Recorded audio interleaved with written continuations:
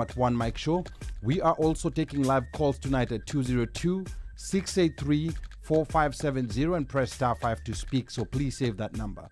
Now, later tonight, we'll talk about the explosion that just happened in Nairobi's Embakasi estate and the issue that recently hit the headlines of femicide in Kenya. We'll also talk about a new social friction emerging between Black Americans settling in Africa and the locals. So please start dropping comments and let us know what you think of the Embakasi estate explosion and femicide in Kenya. And of course, on this issue that we're going to be talking about some tension that has begun emerging between African Americans who are settling in Kenya and the locals. Na bila kusahau, tunapokea mziki toka DJ wetu machachari mleta habari DJ Omosh Fire, na tutadunda kule viwanjani na Mika Ochjes nambari 7 mgongoni akituletea habari za michezo. Moja kwa moja toka Kilimanjaro Studios, ni mimi mtangazaji na mwana habari wako mpendwa Ali Badawi. Kwetu wananiita mteule na wengine mniite mjukuu wa Masai, because I'm Kenyan by blood, American by design, Masai by choice. Sichagui, sikagui na sibagui. Karibuni. Now, let's talk politics. Now, this hour we're actually going to be talking to the CEO of Traverze Culture, Kea Simmons. She's a South Carolinian who's made Nairobi her home. She'll make a case on why Black American investors should bring their cash to Kenya. She'll also talk about the Gitu Freedom Estate in Thika and how Diaspora Kenyans can partner in this exciting venture. I want you to start dropping a comment below and tell us where you are tuned in from. I'm your co-host and producer, Ali Badawi. It's Friday the 2nd of February, and we are streaming live from Kilimanjaro Studios outside Washington, D.C. Now, please remember to follow the One Mic Show on Facebook, Instagram, and YouTube, and also on your social media in the comments below. At followers, at highlights, show your love for the One Mic Show. That's how everybody else will be tuned in. And Kea, if you're listening, you know there's that new thing of at follower and at highlights. You know, like if you use that on the comment section, all your friends on your profile will be tuned in and be listening to you. Now, on panel with me tonight is Mr. One Mai Kamakawa. Ruth is not in studio tonight. Sports anchor Mika Och will be joining us live in studio tonight. And our resident DJ Moshfire was already live on the decks. And also not forgetting that our super producer is none other than Mubelwa Bandio. And I want to start welcoming all our listeners who've come here early. You know, kama kawaida, we have Afro-Jamaican, Blessing Afro-Jamaican. Now, actually, before we go to Afro-Jamaican, Jodo Omole says, African America is more acceptable than Black American. We're going to be asking that question to Kea later on in the show, so Kea, just hold on to that question. And then Afro-Jamaican is asking, what's Kamkunji? That's a very good question. You know, the One Mic Show has grown so much that we have a lot of non-Swahili speakers, you know, non-Kenyans who are tuned in to us. Kamkunji is Kenya's Tahrir Square. You know, or do I want to call it the National Mall? No, it's not the National Mall. It's Kenya's Tahrir Square. It's called Kamkunji. All major things, all major events that happened in Kenya historically, they happened at the Kamkunji grounds. In fact, in your tours, Kea, if you're listening, and Afro-Jamaican, the next time when you go to Nairobi, make sure you go to Kamkunji. And that's why we call this place the People's Kamkunji, because Kamkunji is for the people. So that's a very good question that you ask, Afro-Jamaican. It's very important for the people who maybe have not been to Nairobi, have not heard about Kamkunji, need to know. I also want to welcome Atieno Yegbao-Ketch. I can see Stephen JJ is already tuned in. Now, Afro-Jamaican says it's going to be on YouTube. I can see Mato the 4-star tour is already tuned in. Louis C. Muya is tuned in. Mimo Koinange all the way from Dallas is tuned in. And she's saying, Mimo is saying, watching from Bogota, Colombia.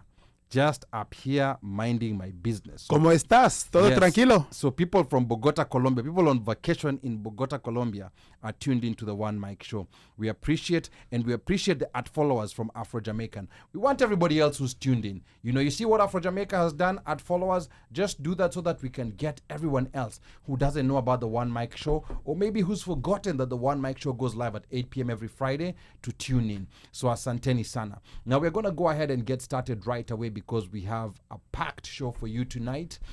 Now, once again, we know that Nairobi was once a playground for khaki-clad white old-timers, and it has undergone a transformation on the expat scene. A new wave of Black Americans has rocked the city in a new wind of change. Now, trading grits for nyama choma and hash browns for ugali, The script has been flipped as the image of being a foreign investor in Kenya is being redefined right in front of our eyes. Now, joining us live tonight from Nairobi is a South Carolinian currently living in Kenya, Miss Kea Wakesho Simmons. Now, Kea will shortly give us the scoop on Black American life in Kenya and why she thinks this is the best time for Black investors to relocate to Kenya. Her company, Traverze Culture, has helped Americans relocate, live, and invest in Kenya. They've so far brought over 300 people to Kenya in the past 6 years and successfully relocated their first family in 2022. So we'll be learning more about that shortly. Now, Traverze Culture also hosted a conference in Nairobi last year with over 200 participants and a 12-day tour, which Kea will tell us more about. Now, while in Kenya, Kea has also had the opportunity to meet dignitaries like with the likes of Mau Mau freedom fighter Gitu Freedom. She's also met renowned Pan-African activist PLO Lumumba, and she also got an informal introduction to President William Ruto. She will be talking more about this shortly. And without much further ado, I want to take this opportunity to let Kea introduce herself to the audience. Kea, can you hear us? Yes. Okay. All right. We can hear you loud and clear. Now, while at that, Kea, please tell us more about your middle name, Wakesho, as to me does not have a South Carolinian ring into my ears. So, Kea, the floor is yours. Karibu. Absolutely. Thank you for having me. So my name is Kea, but I do go by Wakesho, especially when I'm here in Kenya. Wakesho was given to me about 12 years ago by my adopted Kenyan family. My Kenyan brother, James Milawasi, shout out to James Milawasi. His father is Taita. His mother is Lua. And so they gave me Wakesho Akini. Now, after coming to Kenya about 9 years, we did our DNA, my family, and we actually came back 27.7% Kenyan and of the Lua tribe. So it was quite interesting that I had already had a Lua name without even knowing that I was already Lua. Okay. Wow. That's quite interesting. You know, like I didn't know these DNA tests give Kenyan. I know they give a lot of West African countries. I know. Ali. No, I know they give a lot of West African countries. They okay. give a lot of West African countries. But this is interesting. But you know, like when you study about slavery more, the more you understand that the transatlantic slave trade got people from deeper and deeper in Africa, especially after those at the coast, you know, like were exhausted. You know, they started going deeper and deeper. And this is something that we can talk about some other time. But to get us warmed up, Kea, I want you to take us back to where it all started in South Carolina. Maybe tell us how old you were when you first learned about Kenya, when you first heard about Kenya, and what were your initial thoughts about Kenya that first time? So, Kea. Absolutely. So to be quite honest, so I'm from Charleston, South Carolina, of the Gullah Geechee culture, and we have a heavy presence of African culture. However, most people contributed to West Africa. But when you think about the Gullah Geechee or Gullah, the dialect that we speak, a lot of people don't know that it actually is derived from Swahili, but you don't learn that earlier on. So to be quite honest, I didn't know anything about Kenya until I was an adult.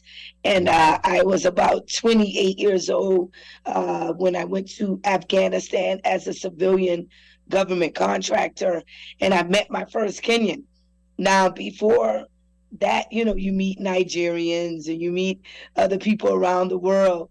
However, you normally don't meet Kenyans, and you know, in America, to be quite honest. So when I met my first Kenyan in Afghanistan, and for him to be just super cool, and he was actually the one that got me a better job after being in Afghanistan a month. He got me probably $30,000 more than I was making before when I got there. And meeting him and just asking him questions about Kenya, I was very intrigued by it. and then also I did not know where Kenya was on the map. Now you hear about Kwanzaa and things of that nature, but you still don't know Kenya. And after him introducing Kenya to me, I said, you know what? I'm going to Kenya. And he didn't believe me. He didn't believe me at all until 2 weeks later. I told him I bought a ticket and I'm going to Kenya and witness for myself this beautiful country. Okay, and what year was this? This was 2011. Okay, so 2011 was your first trip to Kenya. Yes. Okay. All right. That's very interesting to hear, and I want to welcome the rest of the panel in studio. They're all tuning in. We have DJ Moshfire. Of course, you're hearing his tunes. I'm gonna get started here with Mika. Mika is live in studio tonight. Mika, salimia watu. And what do you have to say about what Kea just said, that you don't get to meet Kenyans like that in the U.S.? Mika. It's thank you, and bad people. Sorry. Piga ngoto. Unajua karibu naweza kupiga ngoto. And anyway, I want to say hi to the listeners. Karibuni mafans. La squeeze wetu si mafans. Ni fellow presenters. They're just not audible. Yeah. So they are fellow watangazaji. Yeah, they are fellow watangazajis. I will call them the typist watangazajis. How are you doing? I hope you're good, and thank you for joining us today. And jumping onto your question, Ali, I want to agree that with what Ms. Kea said, because when you meet Kenyans here, even when we go back home, there is quite a total different shift on how things are, the culture thing, the cultural aspect of it, how the people carry themselves, the demeanor of the people, the interactions with the people. You come, you get to know that, okay, now here, things will work, but they will work at their pace, not at your pace. Things are going to flow in a certain way that they want to flow. And there are questions you'll be asked that you will not be asked somewhere else, or there's the way the conversation will go, and it's only going to go that way. But then another thing that you also get to experience is that true hospitality, like that true Kenyan thing, welcoming culture of it. Okay. That, that when they say the jambo hakuna matata thing of it, you experience it in real time compared to when you hang out with people here, when you meet Kenyans over here. You meet Americans who speak Swahili. Yeah. Okay. All right. And what about you, DJ Moshfire? Like Kea is telling us that you don't get to meet Kenyans like that in the U.S. Is it because we are Kenyans and we're within the community, and that's why we realize that it's not quite easy for an average American to just meet a Kenyan? I think it's because we have a twang. What do you mean by a twang? Boss, you don't have a twang? Nah, I've always spoken my Nairobi West accent. Google Bird. Jigga, please. Yeah. Okay, so welcome to the show, Kea. So I think maybe being in South Kakalaki, she probably may not have run into Kenyans. Okay, fair enough. But if she came to the DC area, we are all over. 9 times out of 10, you're going to find a Kenyan somewhere. Whether you're working in the federal government, in the contractor space, you're going to find a Kenyan. Okay. For sure. All right. You didn't say they're not Kenyan. No, she said you don't meet them. You don't get to meet them. She said you don't get to meet them, it's coming from an outside. So I think by that meeting, my conclusion. Okay, yeah, go ahead. So maybe by meeting, does she mean that you don't meet them because they're not there, or you don't? Or she will tell us about or that. They don't, or it's different. Like meeting Kenyans here and meeting Kenyans in Kenya. She'll tell us about that. But Mike, please, Salimia, like our audience, and tell us 1 minute what you think about what Kea said, that you just don't get to meet Kenyans here. Let me first say, karibu sana, Warosio, karibu sana. What is Warosio? Wa tomorrow, Wakesho. Okay. So as Mika was talking and explaining about the welcoming nature of Kenyans, and especially things happen, they happen according to their time, not your time. Yeah. I could see her breathe and say, oh yeah, like child, that is true. Okay. So, I think I'm with it's you. She may not have met maybe in that space or wherever she is. There are Kenyans in South Carolina, I know, but probably interaction. Yeah. Very few. There are very few. But we don't know. We don't know Yeah. if there are many or whatever. But even the circles with which she was socializing in did not afford her that. Okay. And her first interaction was when she went where? Afghanistan. Uh-huh. And that's very interesting because that Yes. Kenyan that Kea met in Afghanistan is a central part in her story. Yes. In her book. She's going to tell us about more because if it wasn't for Allah? this guy. Oh, she has a book? A book that she will write. Oh, I haven't seen it yet, oh, but maybe oh. one day she's going to write a book. And in that book, you know, everyone has a book. You've just not written it. So Mjuku has a book. Mjuku, of course, has a book, and it's written in Kimasai. But you know, like This every, you know, like guy the person who she met in Afghanistan is a central person, and I think this just tells us that you are a Kenyan ambassador. People don't realize it.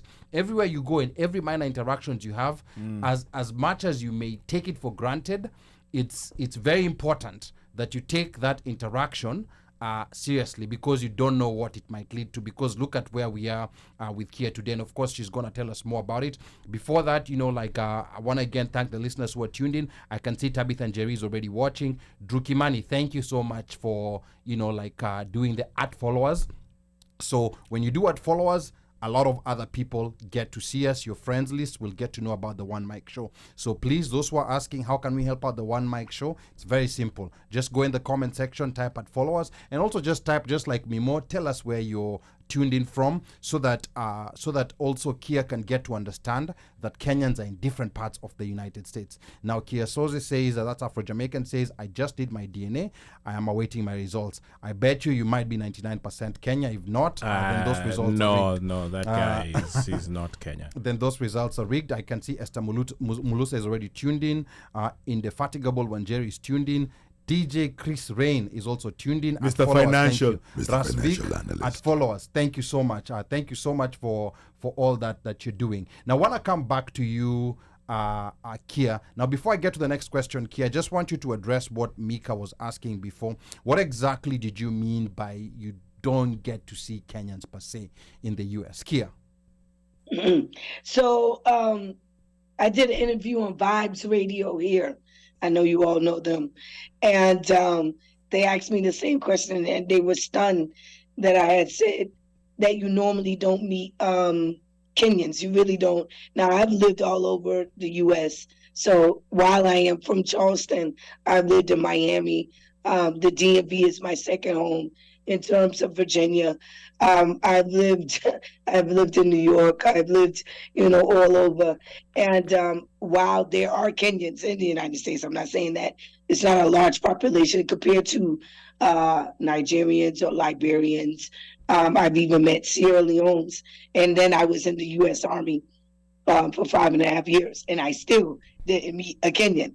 So I think that while you all do exist, it's small populations, and then we have to understand that this was 13 years ago as well. When I came to Kenya, so we're still talking about a small population now. Because I live in Charlotte, North Carolina.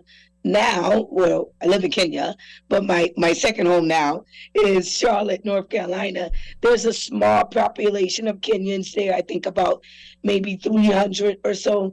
And so I have a family there, but not as large as compared to the Liberian population in Charlotte, North Carolina right now. So what I mean was I literally had never met a Kenyan throughout I'm 41 years old.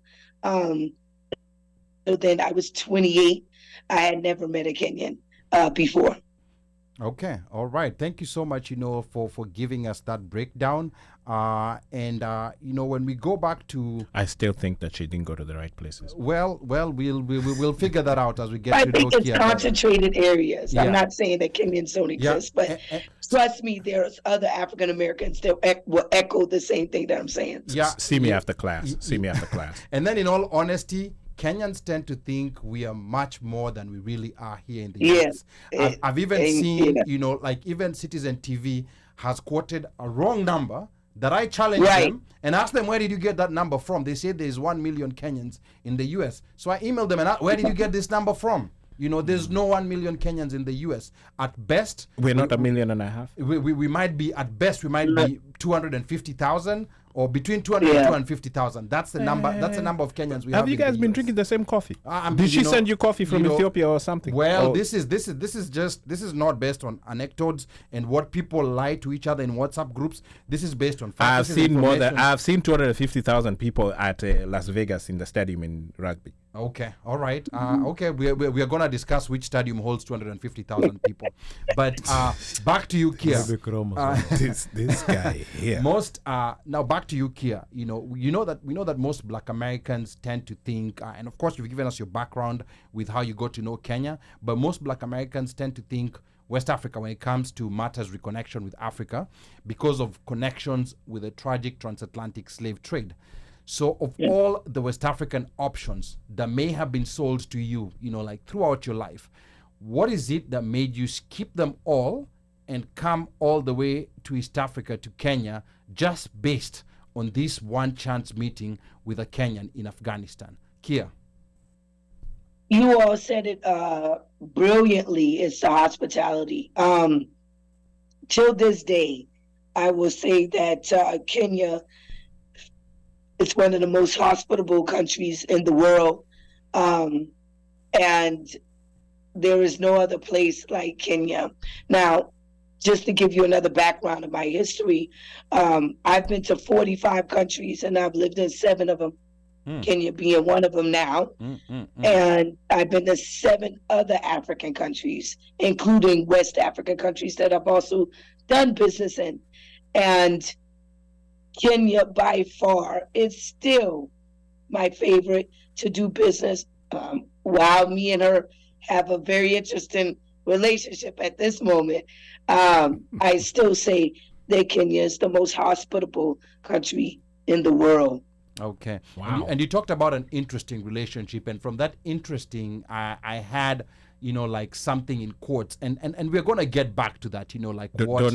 She shouldn't say it on camera. It might affect her other relationship. Well, like I want to give her a chance to digest and think about whether she wants to talk about that interesting relationship that she has with Kenya. But, for the moment, I want to remind all the listeners that you're tuned into the One Mic Show, and I'm your co-host and producer, Ali Badawi. We're here talking to Kea Simmons, a South Carolinian living in Nairobi, talking to us about why she chose Kenya over more than 50 plus countries. She's lived in 7 other countries and she still chose Kenya. Her company, Traverze Culture, that you can find at tverze.com. We're going to place that in the comment. That's tverze.com. The company Traverze Culture helps Americans relocate, live, and invest in Kenya. And she'll be talking about that shortly. Our lines are open. The number to call, 202-683-4570. Press *5 to speak. I know we have Afro-Jamaican on YouTube. He said he wants to talk to Kea, and Kea, we don't know Afro-Jamaican, like he's a Jamaican who lives in Canada, also in a similar situation like yours, like fell in love with Kenya and is planning to move there permanently. So feel free to call in. The number again is 202-683-4570. Press *5 to speak. Now later on the show, we'll talk about the social friction that has been emerging between newly settled African Americans and the locals in Kenya, because this is an issue that has to be talked about. So stay tuned for that. We'll also shortly talk about, like there's the femicide issue that has been on the headlines in Kenya. So we are gonna briefly, talk to Kea about this. And of course, she's a South Carolinian who's living in Nairobi, and she will be telling us again why she chose Nairobi, or rather why she chose Kenya over 50 other countries. So want you to stay tuned. And now, before we continue, Kea, this is on a side note. There was an explosion in the Embakasi area yesterday, and this is just an emerging issue. It just happened, so maybe you might even not have all the details. Is this something that you've heard, like people talking about? Have you heard about? Do you know maybe anyone who's been affected on the ground? Kea, I'm going to come to you. Just briefly tell us about this. I literally had to text one of the head journalists from KBC, who I work with closely today, about the explosion, just to make sure that it wasn't media hyping something up because I literally live in Kilimani, and where this happened is not that far, and I heard nothing about it. But it is indeed true.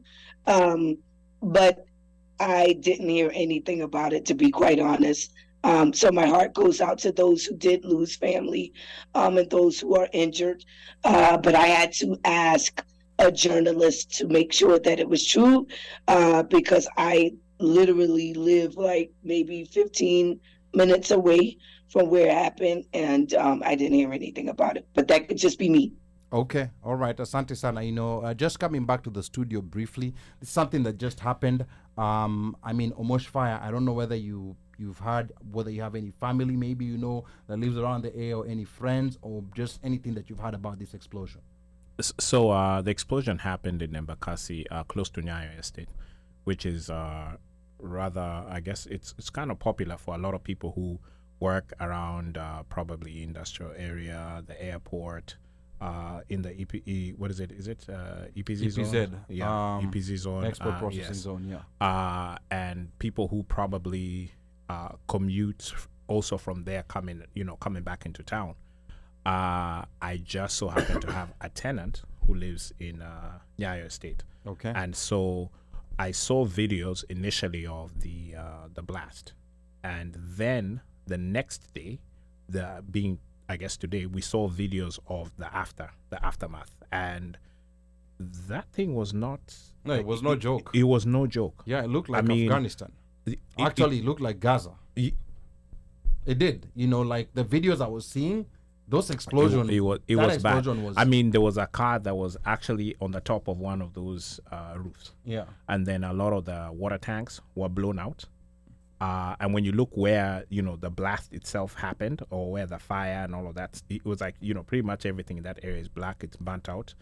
But more so was the buildings that were on the side or next door, the Nyayo Estate buildings that were close to that particular property, had cracked walls from the roof, coming down to, like, let's say if it's like a 3-tier, the third floor, so probably those people are not going to be able to live in those houses, at least either until they've been inspected and they make sure that they're structurally sound. And then Embakasi has a water problem. So just imagine that even if maybe your water stuff was affected, and then you still have to go buy a water tank, and it's not like a water tank is like, $20K. Those things are like $40K plus. Yeah, those things are not cheap. The ones that I saw there, those guys, they're not cheap. So I feel for them. I did reach out to my tenant. My tenant is okay, but it was worrying because I think the bigger issue was you heard the blast, you saw the fire, but you didn't know what was going on. Okay. So you're like, okay, is this an attack? What are we supposed to do? Where do we go? So, and then we go back to things like emergency preparedness and things like that. Like, what are they doing to allay fears of folks? What's happening? It just seems like this thing, of course, granted, caught them unawares, but then it's the aftermath. Like, what did they do afterwards? They are just, I don't know. We have competent people who act incompetently. Okay. In my opinion. All right, we have competent people who act incompetently. So I think this is an issue that we need a whole show about. I personally have a background in working for a company that handles disaster management, so I know a thing or two about like handling disasters. And with Kenya, I feel like we sometimes tend to repeat the same mistakes. Over the different disasters that we've experienced, multiple, like starting from dating back, like from the 98 bombing all the way to Westgate, and all other kinds of disasters. And it's like they never learn. Yeah, and even disasters where buildings are collapsing, because of an incorrect foundation. So this is something that I think we're going to talk about a little bit later, because today is Kea's day, and we want to focus on what she's come here to do in the studio, but of course this is something that just happened, and we had to give it a mention. We're going to talk about it maybe a little bit later on, and the listeners, Evans Marube here is saying, Wapi Huyo Ne Wamitego from TZ sums up the current status in Kenya. Of course, Ne Wamitego released a song. He never mentioned Kenya, but everything he was describing, You can infer. corruption, you can infer that this is what's happening in Kenya. But And, he was actually singing about Tanzania. yeah, and that's a beauty of poetry. Yes, That's a beauty of poetry. That's why You may if have he said if intended- everybody could get that he was singing about TZ, he would not be there. They Yeah. would have. Mika, Well, Mika, maybe he's still Mika, yet that's to a be beauty of locked up. poetry. You know, like a lady may be singing a poem about Mika without mentioning him, but me mjukuu nisikie, and I think, she's singing about me. Unajua hiyo inaitwangaje? Eh? Delulu. Okay, Delulu. Yes. Okay, sawa. A new term we're learning here. Now, we have Washik Wamikamba, who has also joined us. Karibu sana, Washik. And Afro-Jamaican was asking for the number, so I don't know whether he's called. The number is 202-683-4570. Press *5 to speak. And then, of course, we have the website already there, tverze.com. Make sure you go to that website to see what Kea is offering, and Allen Otis is also tuned in. Asante sana. You know, Brian Nyamu is also tuned in. You know, drop a comment, any question that you have for Kea. She's here with us tonight. Now, Kea, want to come back to you and coming back on your company, Traverze Culture. On the website, again, which we've already posted here, tverze.com. It says that you help relocate, live, and invest. Tell us who you're relocating and where you are taking them. Kea, the floor is yours. Yes, primarily our demographic that we target is African Americans. One, because that's who we speak to the best, because I'm African American. And as you said before, we had the great pleasure of relocating our first family from Tennessee to Nairobi, Kenya in 2022. And so primarily our targeted audience is African Americans, but not limited to. We've had people from the UK as well as Canada as well that have traveled with us throughout the years since we've been doing this. Okay, all right, that's good to know. And then you also say that you relocated your first family. So when you're talking about a family, so I'm assuming most of the people you're relocating have been individuals. So when you say family, you mean, you know, like father, mother, and children all relocating to Kenya. Is that correct? Correct. There was a young family. Well, I would say young, but the mother and father were in their early 30s, and their kids was 2 and 1. Oh, wow. So we literally, we do door-to-door service for our 120-day relocation integration program, where we pick you up at your house in the States and take you to the airport. Now, we didn't do that for this family, but we offer that now. Okay. And then pick you up from the airport here at JKI and take you to your temporary housing, which is not an hotel, but an apartment here in Nairobi, Kenya. Okay, and of all those people that you've been relocating, you know, like what are some of the common themes or reasons people are giving of wanting to leave, you know, like their homes and where they've known all their lives to a whole strange place? What are some of the reasons that African Americans who you've relocated are giving? Kea? Yes. So the family that we moved, they were Hebrew Israelites. So there's a small community of Hebrew Israelites here in Kenya right now. Shout out to the Hebrew Israelites. And so some of the reasoning is to just be able to get out of America and practice whatever their religion is here freely in Kenya. But if you're talking about just a common African American, again, that freedom to blend in and to feel like you are accepted somewhere. If I don't tell anyone that I'm not Kenyan, people assume that I'm Kenyan. Mm-hmm. And even if I speak, most people still assume that I'm Kenyan and I am of the Kenyan diaspora. And so that speaks volumes when you come to the country, when the majority people in the country look like you and assume that you are a part of their diaspora or even the community. Oh, wow, that's amazing. That's something that I think those of us who are born in African countries sometimes take for granted. and maybe don't necessarily see value in it because it's something that you're born with. And of course, once you're born into something and it's there in abundance, there's a tendency to take it for granted. I can also see Chef Sunil Chukripande is joining us. That's Chef Ali P. Karibu sana, Chef. And then anasema salamu sana brother Ali and Omosh. Thank you so much for tuning in. And I also want to remind the other listeners, feel free to ask here any questions. And then for those who've been asking, how can we help the One Mic Show? How can we get the word out? It's very simple now. Mark Zuckerberg has made it very simple for you. All you need to do is go to the comment section and type @followers or @highlight, and it's gonna get all the people, all your friends. They're gonna get a notification that the One Mic Show is happening and Kea is live with us. Now, Kea, I want to come back to you. You had a call to action conference in Nairobi last year. Tell us what the conference was about and maybe some goals that you've achieved so far with that conference and maybe how many people attended it. Kea.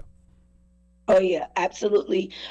So the call to action was putting everyone on notice, both Kenyan and African American, that we are creating an initiative that is beneficial for all of us, calling all Africans of the diaspora to come together collectively to create a situation in which we are intentional with relationship building before we get to what I like to call conscious commerce and trade.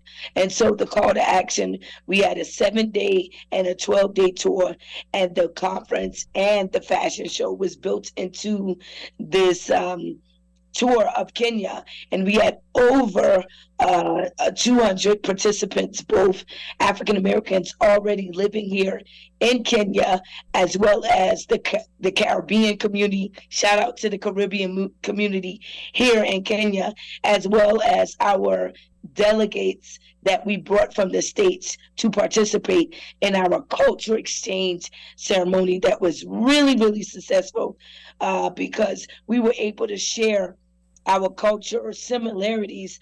But what we like to do is also showcase the differences and leverage them. And that's exactly what we were able to do successfully through the call to action. Okay, all right. And you talked about a 12-day tour. Was that just a one-time thing, or are these tours to Kenya something that Traverze Culture does frequently? Correct. We're a travel concierge company. So the nucleus is travel, and the engine to get you to the other possibilities of opportunities, such as CSR work, relocation services, business development and investment opportunities, and now agriculture as well. So yes, we do them all year. Okay. All right, this is really quite interesting, and I can see some Murimi is tuned in. Thank you so much for tuning in. I can also see Esmaina Washikwa Mukamba. Thank you so much for adding the @followers. Afro Jamaican, thank you so much. @followers, very simple. Just go to the comment section, type @followers, so that everybody knows that Kea is in the building, maybe virtually, but she's in the building from Nairobi, Kenya, and she's telling us some very important information that we all need to learn. Now, Kea, we also saw you meet with one of the few surviving Mau Mau fighters, Gitu Freedom. Now, please tell us, what that meeting was about and what came out of it. Kea. Yes. First off, I was honored to meet Muse Gitu, and I hadn't known anything about him until I met him, to be quite honest. And it was brought to my attention. And so when we met him, we had the great opportunity for him to give us access to 164 acres of land in Mount Kilimanjaro, where we will be now developing the first estate ever in Kenya or East Africa, where African Americans or Africans of the diaspora will live side by side with Kenyans. And so primarily that is what came out of the meeting. And 40 of those acres are going to be the estate, and 50 of those acres are agriculture or farmland, where we'll be also maintaining on behalf of our clients to also give back to the food security, or the big four here in Kenya. Okay, now the 164 acres, that's quite a chunk of land. And we know that land is an issue in Kenya. So there's some people who are asking, you know, like, was there any quid pro quo? Was there any exchange? Was this 164 acres just given to you for free? Kea. Absolutely not. Now, you know, Kenyans ain't finna just give out nothing free. Now, let's be honest. Wow, Kea. Okay, come on now. Especially my Kikuyu brothers and sisters, they ain't gonna give out nothing. All right, we have some of them in the studio. Shout out to my Kikuyu brothers and sisters. But yeah, no, it wasn't for free, which is why I used the word access. So he gave us access to the land to sell and build the estate up front without giving the money, but we have to pay him for the 40 acres of land. Okay, all right. So that promise of was it 40 acres and what? A mule. And a mule. So it's Yes. so it's a dream that might finally come true so many hundreds of years later. Absolutely, and we are honored and pleased and humbled that Kenya will allow us to do this. And as I said before, this is not just for African Americans, but this is also for Kenyans. This will also be able to impact the local community of Thika town and Mount Kilimabogo. We will outsource all of our resources there locally, as well as employ local people as well. So this is beneficial for us all. And again, on behalf of African Americans, I thank Kenya for allowing us to do that. And furthermore, thank Mzee Gitu. Okay, all right. That's quite amazing. Now I want to come back to the studio here, you know, because Kenyans like issues. I mean, land is both divisive, but Kenyans love land too. So I want to come to the studio here, and you said, you know, like you're giving access to not only African Americans, but any African in the diaspora, you know. So if there's a Liberian, for example, who's living in the US and wants a piece of that, they can get it. There's a Kenyan who lives out here in the US, they want a piece of that, they can get it. So let me quickly come to Omosh and Mika. You know, let me start with Mika this time. What do you think about this idea of this Gitu Freedom Estate? Are you going to be getting your piece? Because I'm assuming one Mike Show is getting priority, and they're getting like a 78% discount, you know, on the land that we buy. I'm not sure about that, but we can discuss that behind the tent after the show. Mika. I guess we have to see what's the development plan of it. Like, how is it going to be? How is it? What's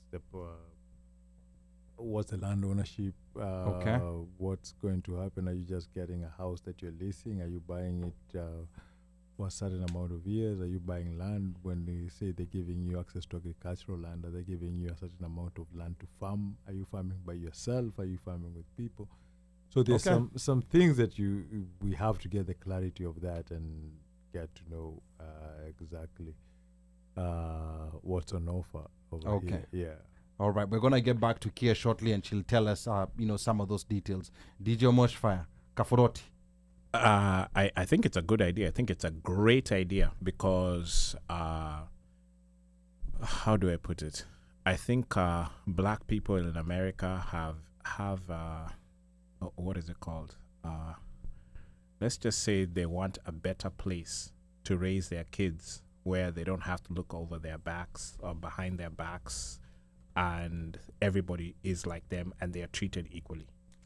So having the ability to access such space, place, and you know, you're being welcomed home. You know, we've talked to people before who talk about the experience of going back to Kenya, and when you land at the airport, the way you're welcomed. Afro-Jamaican was telling us. You know, that by itself, in of itself, for somebody who's coming in and does not know anybody here. Hypothetically, they're coming to visit, and the fact that you're black, you're being welcomed, you're being told welcome back home or welcome home, and that by itself,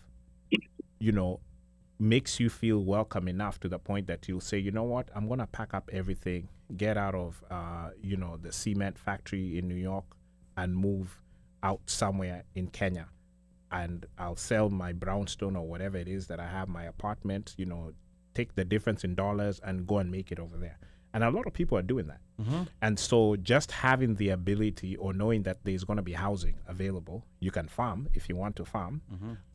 You have people who look like you, talk like you, probably think like you, and at least you can all network and share with each other. It's a great idea. And, Rwanda started it and opened up for people. Ghana is doing it.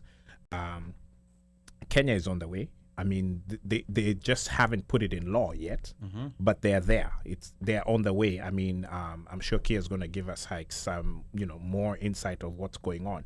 But at the point in time when they now make it official and they put it in immigration law and it's allowed, I think we'll see a whole lot more people get up and leave. Okay. All right. Good. Now, before we get back to Kea, some comments here coming in. DJ, no, actually, let me start with Washeke. Washeke says, I feel attacked as a Kikuyu, so maybe Kea, maybe you may have something to say about that. And then let me see. And then DJ Chris Rain is asking Kilimanani. This means that DJ Chris Rain is a Kenyan and he does not know his geography. I think Kea was talking about Mount Kilimambogo, but Hapa DJ Chris Rain is asking Kilimanani, meaning he was snoozing. He went to good schools. During geography class. He went to good schools. You know that school where you went where has a Mary and a Saint in it? Ah, okay. Yeah, that one. What was Kilimambogo taught in school? Well, we The only way I knew about Kilimambogo was through music time. Music time. And yeah, also when those Kikuyu musicians. The Kilimambogo brothers. Yeah. Wow. Okay. All right. Interesting. And then we also have Winnie Bukachi is also tuned in. And then DJ Chris Rain says, we can get it. Sawa, boss. I see where your mind was going, Chris Rain, but it's all right. And then Bobo Shanti, karibu sana to the One Mic Show. Feel free to drop a comment. Washeke says, I love what I'm hearing from Kea. Africa needs more investors that will build Africa and not the exploitation we see from multinationals. Very good comment there coming from Washeke. Now back to you, Kea. The question came up about, is there any plans out there, for maybe diaspora Kenyans, maybe who might be interested in this Gitu Freedom Estates project? Is there any detail out there about the project where they can go see what's available and what the whole project will be about? Kea, back to you. Yeah, so we're currently working on that now. What I like to tell Black folks, whether you Kenyan or African American, is we're working on it right now, and approximately, this is the details that we have right now, approximately. Okay. But right now we are selling the estate itself. We do have a master plan. We have 3 model homes in which we will be presenting 1 villa and 2 bungalows. And for you all that's in the United States, 1 single family home and 2 ranch style homes that you'll get with a 1/4 acre of land with your borehole. So that's your water for us in the United States, and your landscaping as well as your fiber internet will include a comprehensive package where you get that 1/4 acre of land, the house, the borehole, the landscape, the fiber internet, as well as an additional 1/4 acre of farmland at no cost to you for the first 5 years to farm any crop that we'll be presenting to you. We'll be maintaining, the farmers that will be maintaining it will be paying them to farming and training them at no cost to them. So there's a CSR component built into that. So they too also will go back and be able to farm their land, as well as going back to traditional farming. So essentially, for the first 5 years, you'll get access to a acre of land with your house and so on and so forth, built on an estate where we'll have amenities such as a luxury clubhouse, with a pool, a state-of-the-art theater, convenience store, food court, a daycare, as well as a holistic spa, and several other amenities that would be on this estate. Something like what we see in Tatu City, but we want to take it up a notch because Tatu City is really, really nice. Okay. But we want to take it up a notch for the area of Mount Kilimanjaro, which is essentially close to Thika town, if you are familiar with that area. All right, great. You have a question? Yeah, Mosh? I do. So what I didn't hear in that was a school. Is that something you guys are thinking Yes. about bringing up? And if you're going to bring in a school, then there's also religion. So you have mosques, churches, things like that. So that pretty much if it's a Right. community, then you have everything around you, right? Correct. So Musegitu, because of the land that was given to him, not to give too much information, has to have a school and a church on that land. We will be building a technical school on the estate itself, and we also do have access to another technical school that's on his land as well. And he is in charge of the school, I think, of the church, which I think he's already donated to his church. Okay. Oh, okay, great. All right, good. And then we have a caller we're going to get to you shortly. But DJ Chris Rain is asking, will there be a homeowners association or monthly costs for being part of this community? Kea. Absolutely. Of course, we would have to be able to maintain the amenities. Once Traverze Culture power this estate, we'll move on to the next project and have a management company manage this estate, which also people will be able to have shareholders in that company. And the community will also have access to the amenities through a membership as well. So, yes. Okay, all right. So interesting, so we're going to go to tverze.com. I think when the details are updated, they're going to be up on that website. And I think there's a couple of comments also coming in from YouTube. Omosh, what are people saying on YouTube? So we have Leslie B who says, love seeing the Kefias, guys. I guess the Kefias is the Arafats, right? And guess who's missing his? But that's a story for another day. Just keep reading the YouTube comments. Kea, do you have a settlement for me? Because I'm moving now. Yeah. So Deidre Russian, welcome. She's tuned in from North Carolina, and she's interested in Kea services. She says she's planning a trip to Kenya this year. How can she connect to Kea? Okay. All right. Let's make that connection instant. What's the best way to reach you, Kea? This was reserved for towards the end of the show, but because somebody asked this, just give that to us right now so that someone can type it in the comments and she can find that information. So, Kea. Absolutely. If you're willing to travel with us this year, go to tverse.com, to our website. It's on the website right now. When you go on the website, click tours, and you will see all the tour dates from June until December, which is under the Journey Back to Eden initiative. I'll go into that a bit more. But yes, you can go to the website and contact us ASAP. Okay, but is there a way in which she can connect? What's the easiest for her to connect to you directly? Maybe like a social media handle or an email. Is there an easier way for her to contact you directly, or she has to contact? I prefer everybody to go through the website. I got to be honest, y'all. I am super busy, but I do have a team, so I prefer you all go through the website so that we can be able to get back to you and make sure that you're on our schedule. All right, so you heard that you have to contact her people to contact her people who can reach her. So let's go to the next comment, DJ Moshfire. So let's see what else is here. Chris was asking me to read the YouTube comments. Chris Amoy, thank you. Welcome to the show. Paulette Neal says she's tuned in from California. Wow, Cali. Okay, all right.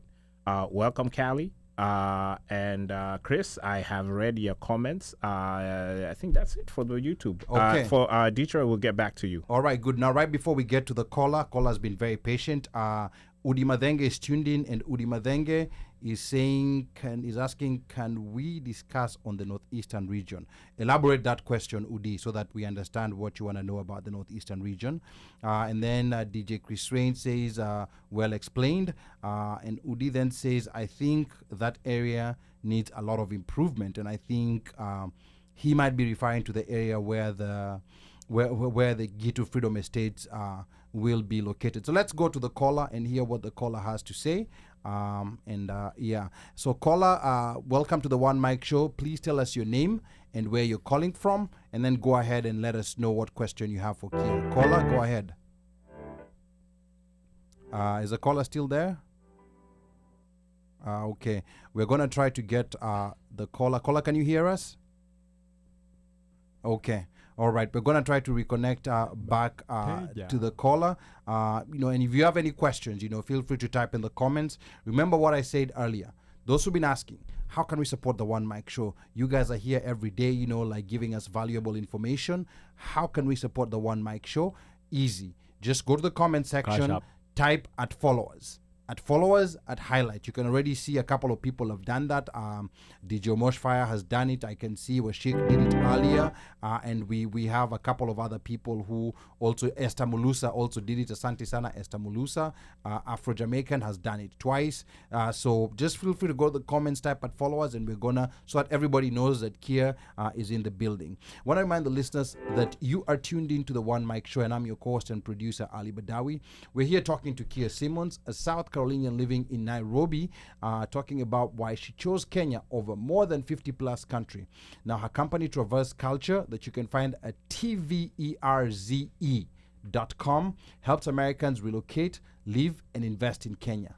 Our lines again are open, and we're going to try to get the phones again. The lines, the number to call is 202-683-4570. Press *5 to speak.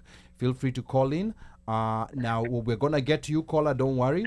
But later on the show, we'll talk about the social friction emerging between newly settled Black Americans and locals in Kenya. We'll also shortly talk about challenges Black Americans are experiencing when they move back to Africa and they move back to Kenya. So, caller, can you hear us? I can hear you now. Can you hear me? Yes, loud and clear. Sorry about that technical snafu. Please give us your name, where you're calling from, and give us your question about that you have for Kea. Go ahead, caller. Afro-Jamaican, Toronto, Canada, and Kea, I speak to her on Facebook as Kaiser Soze. Okay, all right. So you've already connected with Kea before? Yes, I have. But she just said she's relocated her first family, and I want to know because, boy, Kenya breaks my heart almost every 3 days, but I can't give up. I'm like a battered spouse, man. I can't give up. This guy here. Okay, talk to us. Tell us, what is it that Kenya has broken your heart about, and Kea is here. How can Kea repair your broken heart? In 3 days. But I don't know if Kea can repair it. I'm down about 10 grand Canadian. Mm-hmm. I don't know if I'm getting it back. And shit. Yeah, waiting on a work permit so I can come do my, start my factory, really. And that's all I'm waiting on. My wife and I are traveling there in a few months. She's gonna come and see if she can actually live there. But yeah, with everything going on, I'm not giving up. But if she knows a better way, I am listening. Okay. So you said you were 10 grand down. So is the issue just the aspect of trying to get, the correct paperwork to work in Kenya? Is that where the challenge is? Yeah, that's where the challenge is because I already own land. I have 2 businesses registered. One actually making money, making revenue, but I cannot work in any of my businesses. Okay. And I need a class, I think, a specific permit, and people have offered to assist, but really all they are really trying to do is fatten their own pockets. And everywhere you turn, that's what you meet up on. And even with all of this, I'm still not giving up because there's something special in Kenya for me, anyways. That's how I feel. But boy, man, there's only so much beating someone can take, Wow. Okay. All right. Very interesting challenge, Kea. Like you've heard it. Potential client. So make your pitch. Let's see what Traverze Culture can do about this. Kea, Sell yourself, girl. Sell. this is your opportunity. This is what we've been waiting for. No. I spoke with him before, and he's my Facebook friend, and I know he saw my last status where I said I wanted to give up. And that's based off of the work that we're doing on the ground locally here with the government and the private sector. One of the things that I told him personally on the call is that we have to do this thing collectively. One of the things that people have to understand is that lobbying is a part of the trickle effect that will probably get us what we need. But we have to understand that we're moving to someone else's country, and we're asking for concessions without proving value. Now, this is not specifically to him, but I've had this conversation with him, and I told him, now the family that we moved, they did get a K ordinary visa for retirement. So that's how we were able to move them. However, the Journey Back to Eden is the initiative that will get us the concessions that we need. However, it will prove the value of the African diaspora that is interested in moving to Kenya, to the Kenyan government, and as well as its local people. So we have to do this with one voice, collectively, and we have to also prove our monetary value to a country that we are willing to move to, but also understanding that is necessary in order to get those concessions. So I am currently working with the immigration to ask for concessions through the Journey Back to Eden to give us a 5-year temporary residential visa in conjunction to a 2-year work visa. But we have to do it collectively. Wow, this is quite interesting, and this actually comes on the backdrop of where we see so many foreigners in Kenya who get in very easily, I have to say, and I know this because I know, like some of them, because they're the Europeans, like who come, like as white investors. We all know the kind of red carpet that they're being given. The Chinese are getting it. Yes, the Chinese are getting it. We have the Indians, like Indians are very interesting, and I wish we had DJ Sani Sistuki here. But it's very interesting that we have like 5 generations of Indians, and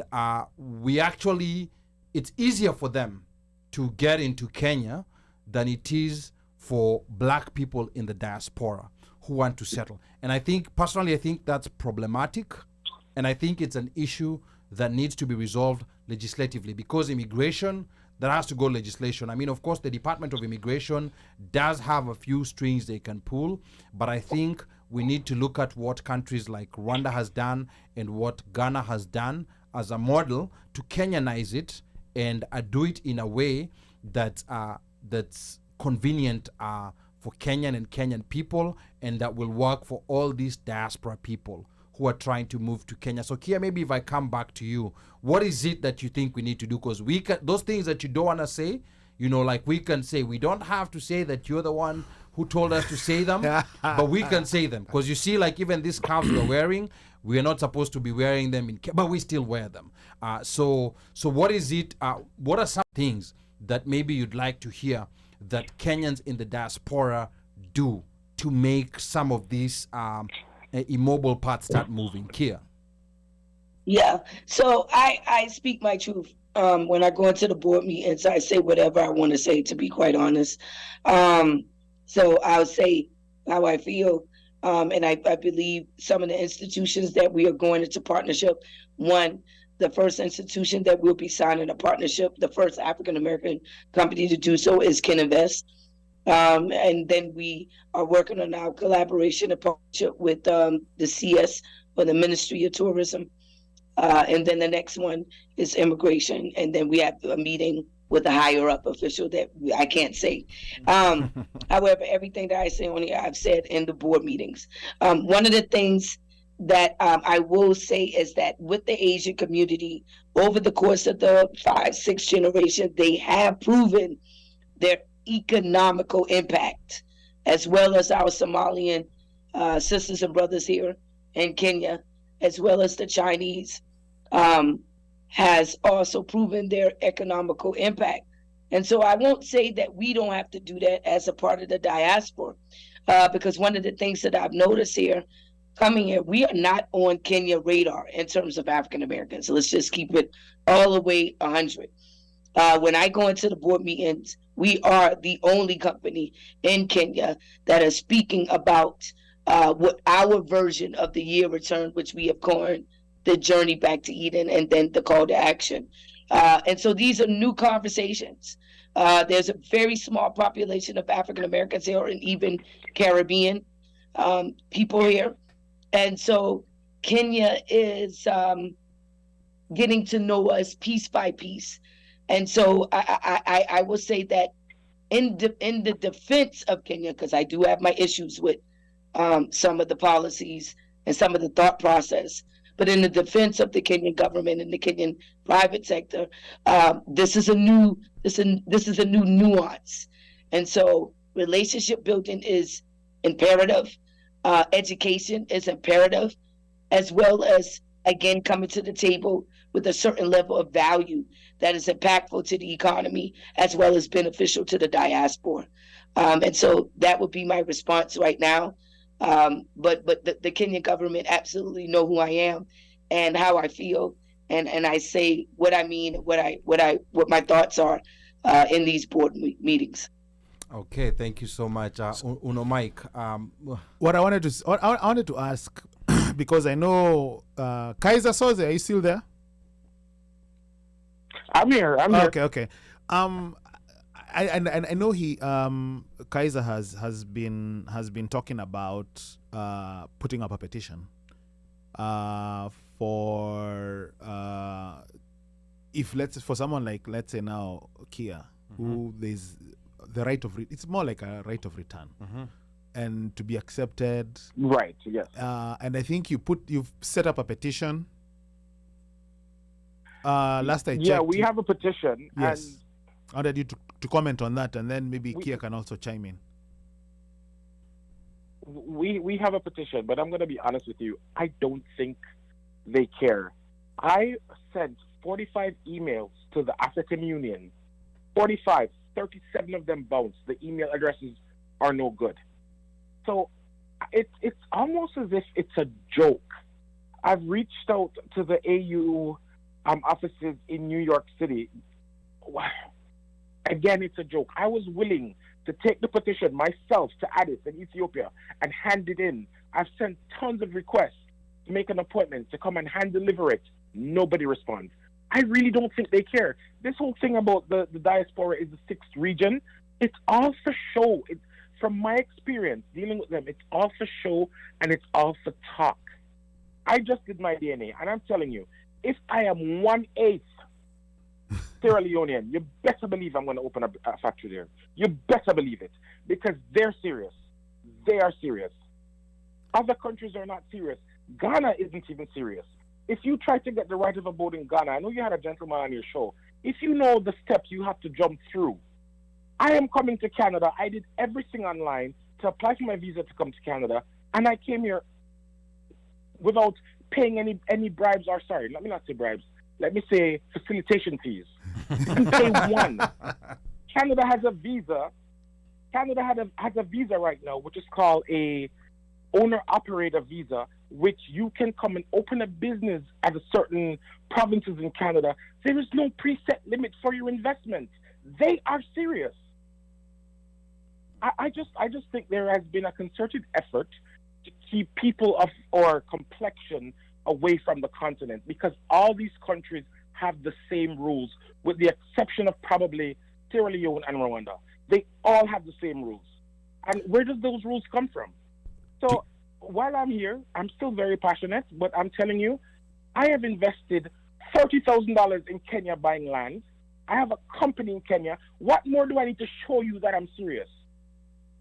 Wow. Okay. That's we I don't even know what to say. But Kea, I think, had like a response she wanted to give to. I think she's gonna wait until she has that meeting with that higher up before Kea. she talks. I will listen offline. Wow, I don't really look. All right, thank you, Kaiser. I feel the same way he feel. As I said before, he followed me on Facebook, and I put the day that I wanted to give up because of the efforts that we're doing in the ground. Now, I've invested well over a couple $1 million in Kenya in the past 6 years. Just the call to action was well over $500,000 USD. The journey back to Eden is projected to bring in 20 million from June to November, and then in December an additional 15 million. So we're looking at 35 million USD just through travel. And I've proven that this strategy work, and I have gotten nothing but people wasting my time, and I say it to their face. Correct. Taking their time to respond, and so on and so forth. So when I do have that meeting with the higher up, who he knows my name, he knows what's going on, I am going to mention all of these things, and so I understand his frustration. However, as I told everybody, I will not give up. I believe Kenya can rise to the occasion. I do believe that this is something new, and we are not on the radar. And so another understanding has to be when Kenya or Africa speaks about the diaspora, it is certainly not speaking about African Americans or Caribbean. They're speaking about continental Africans that have moved abroad. And it's more specifically, even with Kenya, when Kenya speak of diaspora, they're not talking about us, which it's not a problem. It's just something new that we have to educate each other on. I am frustrated with Kenya. I am very frustrated with Kenya in terms of the initiation that we took and the millions of dollars that I've spent and asking them to join us in this initiative. However, I believe that Kenya will rise to the occasion. And like my brother, I will not give up. And I believe in Kenya, and I believe in our people. You know, we've discussed before. You know, it's recently that we started getting our brothers and sisters showing interest. You know, we started off with Brittany. Yes. You know, and then it just so happened that Kea fell, I believe. No, Afro-Jamaican found us first. Afro-Jamaican randomly found us randomly on YouTube. Yeah. And him, it's like when he went to Kenya, arrived, he felt something as soon as he stepped on the ground. Yeah. Brittany, you know, then Kea, who apparently I was introduced to Kea on a interview with Kevin of Swahili Village. He did an interview on KBC with Kevin of Swahili Village, and that was our first interaction. That was our first interaction, and you know, since now with my first interaction with Brittany is when you start realizing and you start hearing that there are, you know, African Americans or Black Americans, however whichever the correct terminology is, showing an interest, especially in moving Kenya. back. Yeah. In Kenya, you know, and you know, I would wish that restrictions are relaxed, because I think the only way to find out and to know the hurdles and the red tape and the obstacles is hearing from people who really their desire is to settle in Kenya. They want to, you know, move back already. Like you've had, you know, she's organized. They've resettled. She has resettled the first family. You know, their first family. Yeah. You know, and it's a matter of what can be done to lessen the burden, or lessen or reduce the obstacles. You know, for blacks. Yeah. For lack of a better word, you know, for blacks, so that, you know, they can feel comfortable coming back in, you know, or not necessarily moving back, but settling in Kenya. You know, I mean, I would just be curious, you know, maybe she can chime on, like, you know, some of the obstacles, because it's good to always identify and say exactly what the issue is. Because, you know, we had our president the other day talk about visa free. Yeah. Right. But no. There's visa free. Yeah. But of course, there's an obstacle. There's more paperwork to be done. Yeah. apparently they steal a fee, That- you know, that's and for then optics. they had this photo op with somebody coming in and showing that the process was easy or whatever. Yeah. I think you guys saw that. Very, very, very foolish. But I think Sorry it's, to say. But I think it's easier to it would be easier to get somebody to say what the obstacles are, because all of us here will just go get on a plane, show our passports, and we go in. We don't even know what the issue is. Mika. Okay, Mika. I've had what Afro Jamaica said. I've had what Kea said, and Uno brought some questions. But then there's some important things that Kea mentioned. The first thing that she mentioned was value. You have to show that you're bringing value, right? Now, let's remove the factor that these are black people. Let's add in this factor that these are not Kenyans. These are immigrants immigrating to Kenya. Yes. And every other country, when they're taking immigrants, their taking of immigrants has to bring value into a country. Absolutely. So that is one consideration that we have to take. We have to take away the color of our skin. Yeah. It doesn't give us a right to go to that. It's not a region that I cannot go to Uganda and demand to be a Ugandan just because I'm black. Yeah. Right? I have to immigrate and follow a process through what she's saying. And in truth, in what she's saying is that if there is an accumulative value, then it makes the government look at this group and say, okay, this group is a constant revenue bringer, and it gives to it.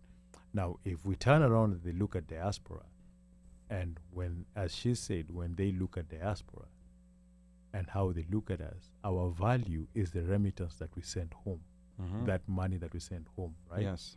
And we are a lot of, if you just add between us, and then let's add the highest number of diasporans who are in the Middle East, because that is the highest number, Aundo Wengi. And so it between us, between them, and then between those who are in Europe, the amount of money that these people come and send, and it's a constant revenue stream that they're trying to, so them saying they're fixing relationship with them is them trying to keep this revenue tap open. They are not thinking about these other people who look like our people and live there, and they're thinking of coming to come back. Ghana did a very good year of the return, but when they did a good day of the return, it was done mostly on a what? On a tourism basis. And then after that, people tried to go back and settle in. But then they didn't do it on a long-term thought about it. Okay. Now, what needs to happen is, and I like the idea of what Kea's group is doing, because they are going to show that value of when we have a number of masses of people coming together. Yeah. I can, and Afro-Jamaican, sorry, I don't want to sound like it. I'm talking down on you. 40 grand is a lot of money that you have invested into that country, right? But it's a drop. It's a drop to what they would want to see from a foreign investor coming into the country. Okay. All right. Very interesting sentiments coming from We from can Mika. get Afro-Jamaican Chile to marry over there, and he'll be good. Yeah, we can get him a wife, and he can immigrate over there quick. And then, but all I'm saying is that all I'm trying to say is this: when we're looking at it at a point whereby what value does Kenya see when it opens their borders When and they tell open people, to African and then Americans. tell them to come in? Because what kind of immigrants are we bringing? Because even us, when we are coming here and they're giving us visa, they sift. And they look. Yeah. There's a qualitative process. Yeah, who's going to be valuable to Look us? at your Who's bank gonna give it? statements. Yeah, who's going to do this? Who's going to do this? So it's considerate. It's something that all countries are going to be. I know it's frustrating when it's you, because it was frustrating for me when I was trying to change my status. Yeah.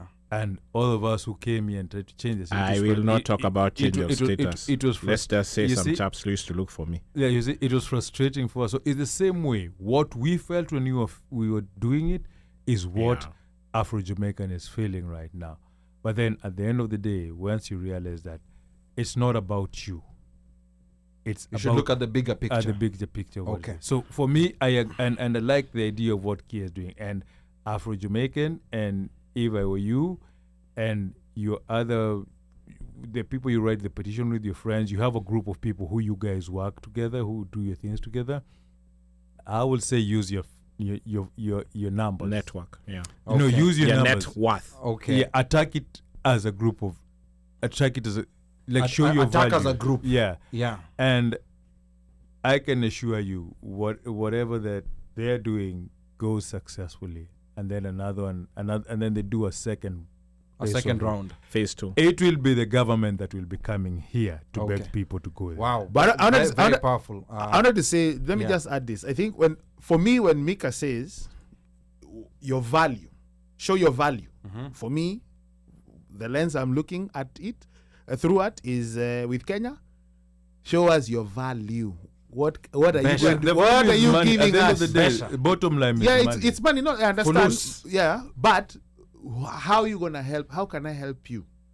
In other words, how can you facilitate? Or as Afro Jamaican was saying, facilitation fee. But No, even now- That's what I take thought. away No, the facilitation. no, take fee. away the facilitation. even that greasing is not working. Take away the This is not facilitation. working. I It's think not working. That greasing is not working. I think, like what the point Mika is trying to make No, I get is it. if you overwhelm them with so much that they're like, okay, this is something that we can no longer ignore. Like we have to, Because- we have to figure out how to now officially facilitate, and not the facilitation of bribery. If the remittances themselves are not an indication of the volume, But then the remittances come from the but you see- diaspora who have a right to go back who already to have a Kenya. right to go back. That's me and you. Yeah, that's different. It's not coming from people. As I said, it's immigrants who are immigrating to Kenya. Let's not forget that fact. These are people immigrating to Kenya. They're trying to get Kenyan visas, Kenyan work permits. They're trying to come and settle in Kenya.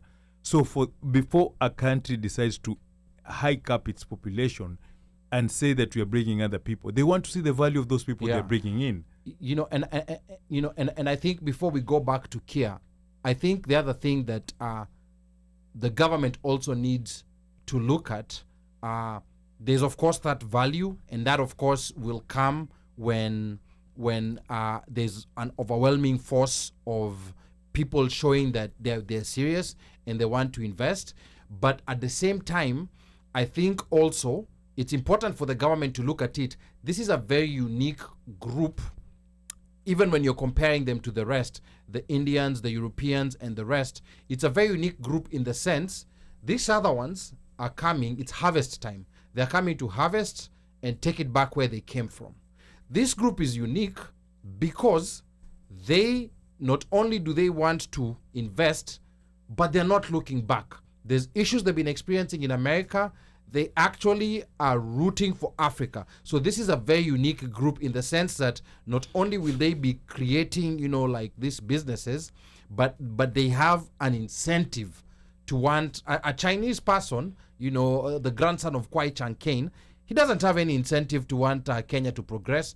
Atakuja hapo, atachuma, atavuna, and then he's gonna go back did to China. did you just pull the legend of Kung Fu? No, that was just a random name. That was just a random name. And I agree with you. Wow. I agree with you, Ali Kabisa. I agree with you, Kabisa. Because the thing is that the point is that the immigration of African Americans into Africa has not been successful in any country where there is a value that has been shown that this is going to show any value, right? Remember when I came from Jamaica and I said, I think the biggest business idea anybody can think right now is, you see, when you go to a resort in Jamaica, you'll think you're in America because it's full of African Americans. It's full of black people. That's their heaven. That is where they go to hang out. That's where they go to party, right? And remember when I say that if somebody actually took this resort, everything that they're offering right here, build a non-inclusive resort, make it friendly and market it to black Americans. Yes. And send, that is a market that is untapped. Nobody has ever thought about it. And if you can just tap into that market, you will have a continuous yearly flow of visitors. Our who tourism is tailored for white people. Yeah, our tourism is tailored for white people. Mr. Which Smith is and very Mr. wrong. Jones, yeah. So the thing is, they just haven't realized the value of African Americans. Wow. Okay, let's go back. I know we have a caller. We have a couple of comments coming in. It's comments. comments that are Yes. mucho grande. Yes. So let's let Kea react briefly, and then we're gonna come to the comments because we've neglected the comments for a bit because like some very hot. It was hot. ideas. It was hot. It was hot. Yeah, even the temperature. It was hot. Mika Yeah. removed even his jacket. Okay, Kea, I want you to react to that. Maybe anything you agree with, you disagree with, and just what you think on the sentiments that are coming from inside the studio. Kea. Yeah, I agree with everybody in the studio. He's right. The value has to be proven. However, to your point, we are a unique group of people. So I just want to say a bit on what we're doing, so you understand the severity and the seriousness of what Traverze Culture is doing. So we are initiating the journey back to Eden starting this Juneteenth, where we will be bringing in 3,000 to 5,000 African Americans to Kenya this year through the journey back to Eden, the promotional tours from June to November, and leading up to the main event in December that is all built into a 7-day, 12-day tour. Now, through that, you'll have access to those 5 pillars of business development, investment opportunities, the Gitu Freedom Estate and Farm, as well as the CSR work that we do. And what we are proposing to the government, and I hope that we have the answer by next week, is that anyone that invests through this initiative, we will incentivize it through giving the 5-year temporary residential visa and the 2-year work visa. All right. So we would have proven through this initiative the value of the money, but also the impact of the dollar, as well as the impact in employing local Kenyans, as well as so many cross sectors that we'll be going across, not just tourism, but we're looking at education, real estate, healthcare industry, agriculture, as well as so many other sectors that we will be impacting. So I agree that yes, the value need to be proven. Any other group of people would have to do that. So I'm not taking that away. However, I do understand that we are special. We are different. We are your cousins. And so the whole issue of us coming is not to take away, but added value, which is why we subscribe to Afrocentric regenerative travel. And I do not subscribe to repatriation, but integration. And so this is imperative that we collectively understand this movement that is bigger than me and you, that will outgrow us, and we will all benefit. And I think that we all have the capability to do this. Wow, this is, I don't even know what to say. And like, I'd had a conversation with Kea, like earlier, I think it was sometime last week. People don't realize the historical moment we are in right now. When you're within that history, you don't realize, like people who are in a revolution, they didn't realize we are part of a revolution. No. But you have to think about this. This is the first time since the beginning of the transatlantic slave trade, like over 400 years ago, when black people from both sides, those who were enslaved and those who stayed back, we are meeting for the first time in our own terms. We've met before, but in other people's terms. Mm-hmm. We've met through movies. That's meeting through Hollywood terms. Wakanda forever. Like black Americans have met us through, like reels that have been playing on TVs of showing flies on African kids. Uh-huh. That's terms of other people. This is the first time, and this journey started, I believe it started in the 70s when through I can't remember the name of the law, but during the civil rights era, the immigration laws, they forced the Black Caucus in Congress, forced Congress to change the laws to allow black people to immigrate in Africa. Before that, people don't know, there was no proper way for black people immigrating in Africa. Before that, you could discriminate by race on who comes to America. That's why we had the first batch of black people, or rather Africans, immigrating in the US. And I believe a lot of Africans do not know this story. That was the first step. Of course we don't. So the second step was, now the Africans are now coming to the US. Now Americans, black Americans, are actually having conversations with with Africans, from Africa. It's no longer what they're being told, like on TV or in movies or in series. They're now meeting like this is how Africa is. Then there was that generation that it was a whole generation where there were African kids who were born here. So these African American kids and these African kids, they're meeting and they're talking about their cultures and their parents. So now they're meeting in their own terms. Then of course the world of social media came in, where now not only are they talking to Africans here, but they're talking to Africans in Africa. They're consuming content from Africa. Don't think it's a coincidence that that African Americans just end up loving African music. Like this is a very strong bond that even 400 years of separation was not able to. Remember how hip hop was big in Africa? It was so big, yet we had never met any African American in our life. It's because, like there's a blood bond that is so difficult to sever. So right now we are at a moment where we've now sat with each other, we've talked, we've met at our own terms. So now going forward, our kids and grandkids will be asking us, who was making it difficult for you to come back home? Because it's gonna be, by that time, I believe it's gonna be so normal. So they'll be wondering, you mean there were people who are trying to make it difficult for you to come back home, to come back where you belong? So this is something that I think we have to be very mindful about and understand. And even those Kenyans here and there who are asking, oh, why are these people coming here? Remember that your grandkids might be getting married to Kea's grandkids, and they're gonna be asking those questions. Oh, so this is what your grandfather was saying, like when our grandparents were struggling to just come back home, from a lost place where they had been taken. So I think this is something that we have to be very careful about how we handle, because future generations will come to blame us. A lot of comments. Let me let Kea react for a minute, and then I'm going to go to the comments. Kea. Oh, I have nothing. You said it great. Okay. All right. All right. So, okay, a couple of comments coming in here, and we're gonna go back. This is because we've neglected the comments for a bit. Let me help you with that. Okay, go ahead. Because I think over here we start with Udi. Yeah. I think we need to focus on areas that haven't got support. I think from all regimes. He was talking about the northeastern part. province. Yeah. Washeke says the issue in northeastern is infrastructure, insecurity, lack of roads, etc., and this needs government intervention. I don't think private investment alone will be enough. A lot of Europeans come in with tourist visas, Esther Mulusa, but somehow manage to be considered as investors. I know a good number of Europeans go home to renew their tourist visa every 90 days and work as expatriates. The system is broken, and Caucasians are allowed to get away with murder.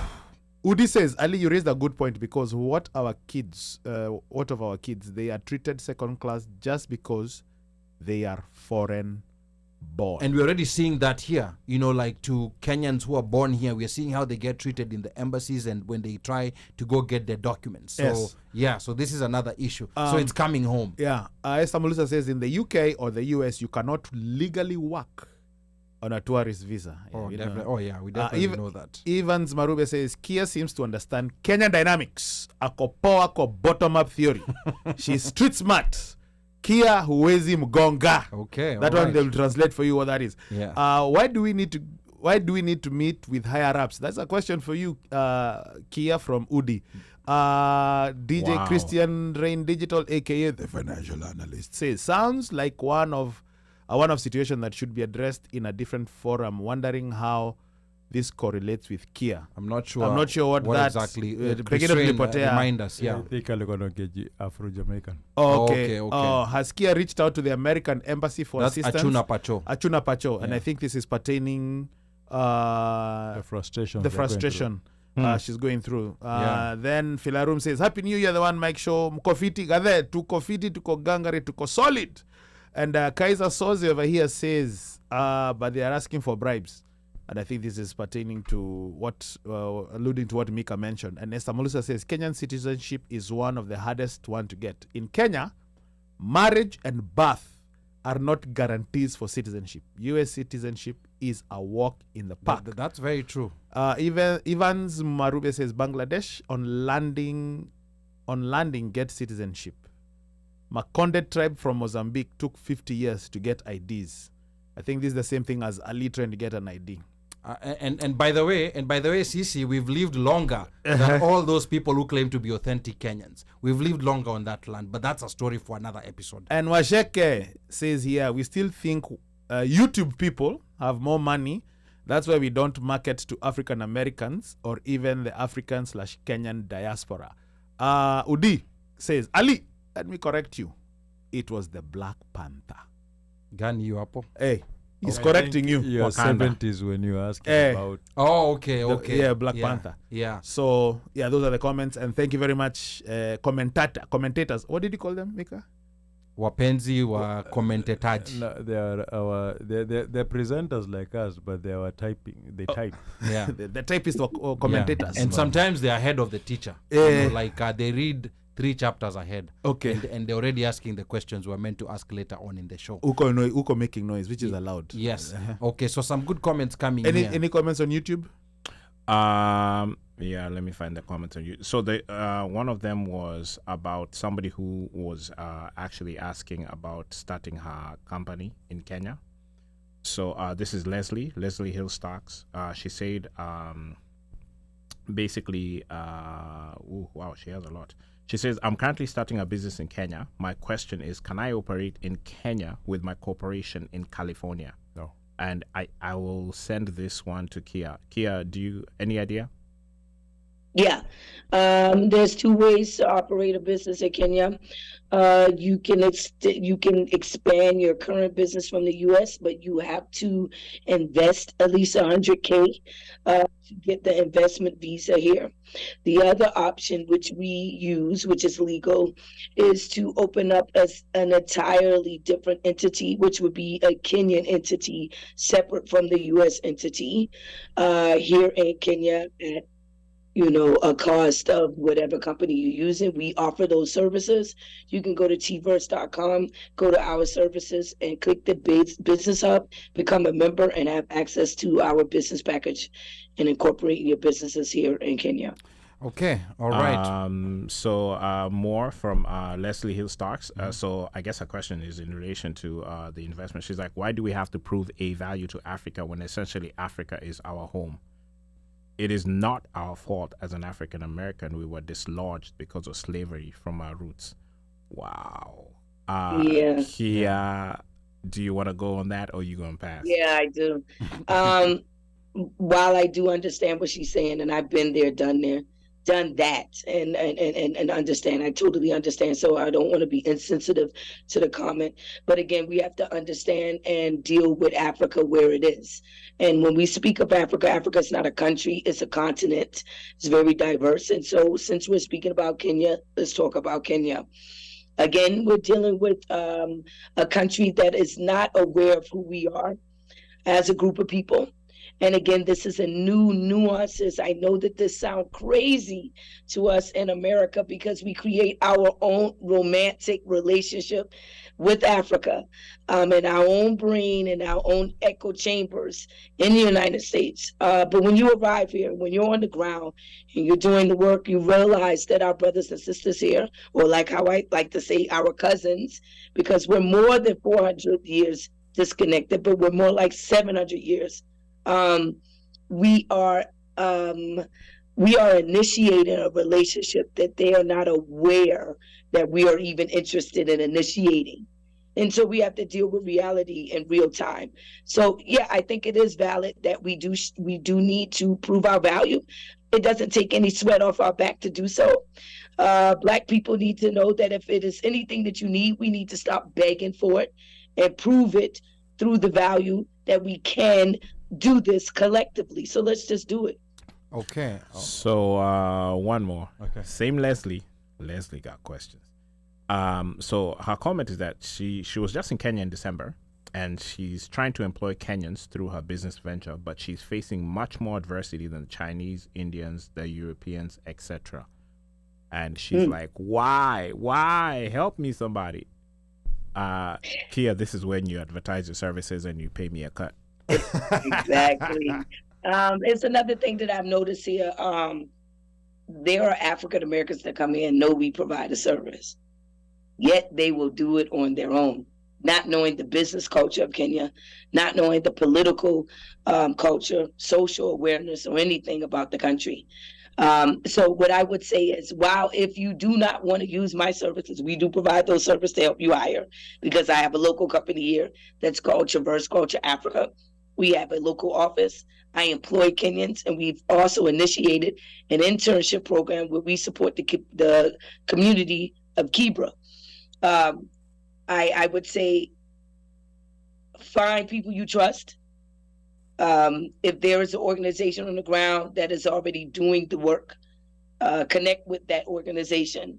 And then I believe that it would be much easier than you trying to do it on your own and not understanding the business culture of Kenya. So that can be a part of your frustration. So we do offer those services on tverse.com as well. Okay, I think we also need to connect to Leslie. You know, like Leslie, you're either going to inbox us on one of our social media handles. We need to talk to you to find out, you know, like some of those challenges that you're experiencing.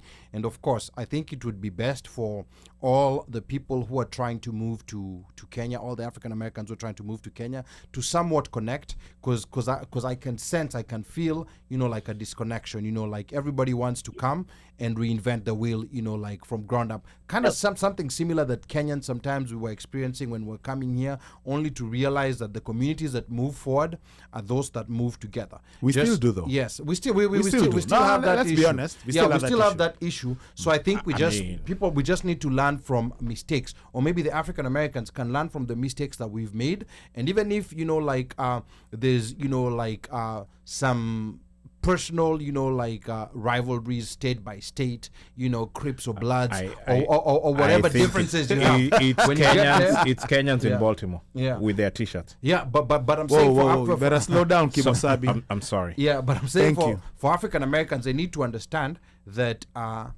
divided, this will move much faster than everyone going, you know, by themselves and trying to surprise others. Oh, I got this before you. United. I said united. That's what I said. Yeah. Anyway, you understand what I meant. Don't make me go to VAR.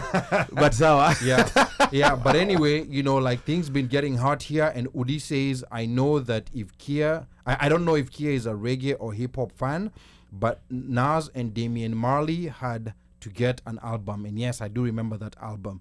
And then Pablo says, would they work with any other Americans who are not white, or they strictly work with African Americans? Interesting question. Let me throw this to Kea before we move on to the next question. Kea. Sure. So what does sure mean? That means you work she's open to working with folks who don't look like her. Okay, all right. So fair enough. Ndio hiyo jibu yako umepata Pablo. Now, where's the most laughing? Because me and Kea know what's going on. But yeah, it's all good. to cool the temperatures a bit, because temperatures have been rising here. Kea, with the shift in Nairobi's expert scene, how do you think Black American experiences challenge or reinforce existing perceptions of Africa held by other Westerners, now with your experience now in Nairobi? Ooh. Well, I think I'll say this.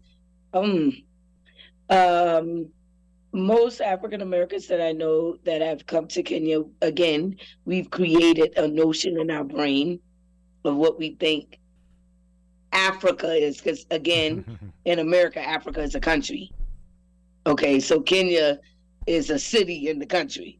So when people come to Kenya, they have these preconceived notions, and then they realize that you've literally created a whole world in your brain that's not true. And so when they get here and they start to really move around, they realize that there are some challenges here and there with the cultural differences. Now, one of the things that we are implementing through the Journey Back to Eden is leveraging our differences, because we have a 700-year gap, which means there are 700 years of data returning to Kenya.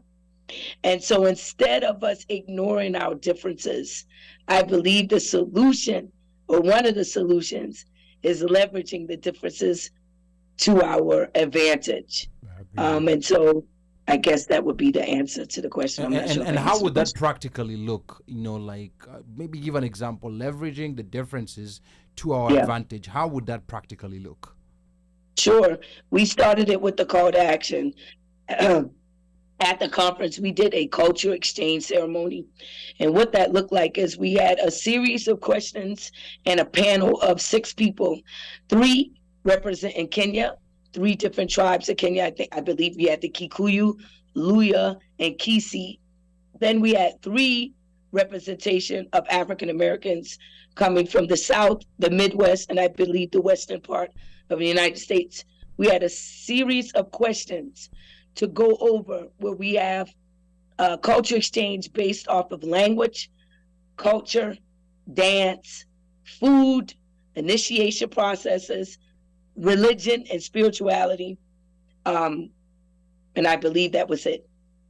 Once we were able to share those cultural similarities, we were also equally open to the idea of those differences. Then we segue into an open town hall discussion where there were very intentional questions based off of that cultural exchange. And so by having that culture exchange ceremony, we were able to see those differences and tackle them and ask the questions. And now we're able to then create a metrics based off of those things and build towards the differences that we know we can leverage. And then now through the journey back to Eden, we're able to measure those deliverables along the way. I hope that made sense. Okay, wow. In layman terms, go with an open mind, willing to learn. Absolutely, and that's very important. It amazes you when you approach people with an open mind and you're willing to learn, unless they're Trump supporters, but that's a story for another day. See Philaroom's comment? Yeah, Philaroom says the bridge has to be solidified. It's so much that's untouched, not only tourism. And actually pausing there, Kea, I want to tell you, I really loved one answer that you gave when you were on that KBC interview panel with Kevin Onyona, and there was a KBC journalist asking you a question. There's this tendency that Kenya has, even how we build our ministry, of tying tourism to wildlife. I mean, wildlife is amazing, it's great, but it's not everyone who wants to go watch National Geographic live. True. And maybe I'll let you, Kea, maybe just talk about that brief exchange and why you had to clap back instantly on that issue of always trying to throw in wildlife when it comes to tourism, like all visitors want to just come see wildlife. Kea. Yeah, shout out to Mr. Kevin. He's in Kenya right now. Him and I will be meeting up tomorrow. So shout out to him. I love Mr. Kevin. But in terms of, I've had this conversation with the KTV, and I flat out just say, Kenya is not just wildlife. No one wants to fly 20 hours, whether you're on Turkish or Emirates or the 14-hour straight flight with KQ to Kenya to see animals and then leave the country and know nothing about the people. Yes. Kenya is so diverse. And even if you just advertise Nairobi, they're so diverse. It's so diverse here. There's so many things going on in Nairobi. The people of Nairobi is thriving. And so I think that the Board of Tourism, and I've said it out loud to them, missed the mark. I always say that, you know why Dubai and South Africa is winning in terms of the North American sector? Is that they make you feel like you should be there and not the other way around. Wow. And this is what Kenya can do if they change their approach, especially with the wildlife and the beaches on the coast. Yeah, and using people like Naomi Campbell, who know 20 or 30 something year old. I'm sorry. Go there. No, yes, I'm going there. Oh, I'm definitely going there. Let me give you an example. Yeah, there's no 20 or 30 something year old who's following what Naomi Campbell is doing. Forget even following Naomi Campbell. Let me give you an example, a pretty easy example. We had two big music icons in the country in December, right? Where, in Kenya? Yeah, in Kenya. Yeah. We had Diplo and we had Kelly's in the country. Diplo went to shoot video. Kelly's Milkshake. Yeah. Bringing out boys to the yard. Yeah. Okay. But let's put Kelly's on the side. Let's deal with Diplo first, right? Diplo went to shoot a music video. Yes. He went to shoot a music video for Mwaki with Zab and Sophia and Zao, right? Yep. Diplo alone, he took a picture in a matatu. That was a clear thing for just telling the tourism board to approach him and tell him, you know what? Yeah. On your Instagram, as you're snapping around, as you're putting stories around, just tag Travel Kenya, Magical Kenya. Yep. Do stuff like that. It's simple. Do you know the reach of him just walking around Nairobi and doing stuff? How much that was. And then finalizing that with that massive party that he had in Carnival that lasted nearly 24 hours, and just doing that, how many people would be like, yo, in Kenya, you guys party like that? Do you know how many 20-year-olds would have come just becomes the that? new Ibiza. Yeah, simple as that. Where I was on New Year's 31st, beneath the Baobabs, right? It's a very huge international concert that has been in Kenya for years and years. That is another tourist marketing thing. It's just that electro music concert again. Use that to market the country. Kelly's was in the country. Kelly's was just walking around in the street, right? Again, tap into that. As she said, what makes Dubai and South Africa win?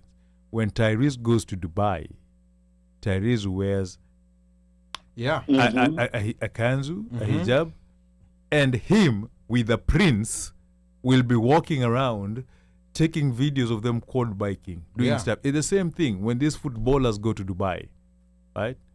They'll be dressed up like Arabian Nights. They'll be hanging out with a certain prince, a certain sheikh walking around, and everybody's like, "Damn, that's how Dubai is. That's what we do." And everybody will want to go to Dubai because of what they've done, what they've seen. That the thing with Kenya is that we still have that colonial marketing strategy for tourism. It's the colonialists who decided that they're coming here to see the animals, and they decided that the tourism for this country is we are going to see the animals, and we have stuck to that up to now. Even the marketing material, you see, the animals are cool. Old white guy with a hat, safari boots. Yeah, like it's. Do you know how people go to the national park these days? Kenyans have big cars, have 4x4s, have this.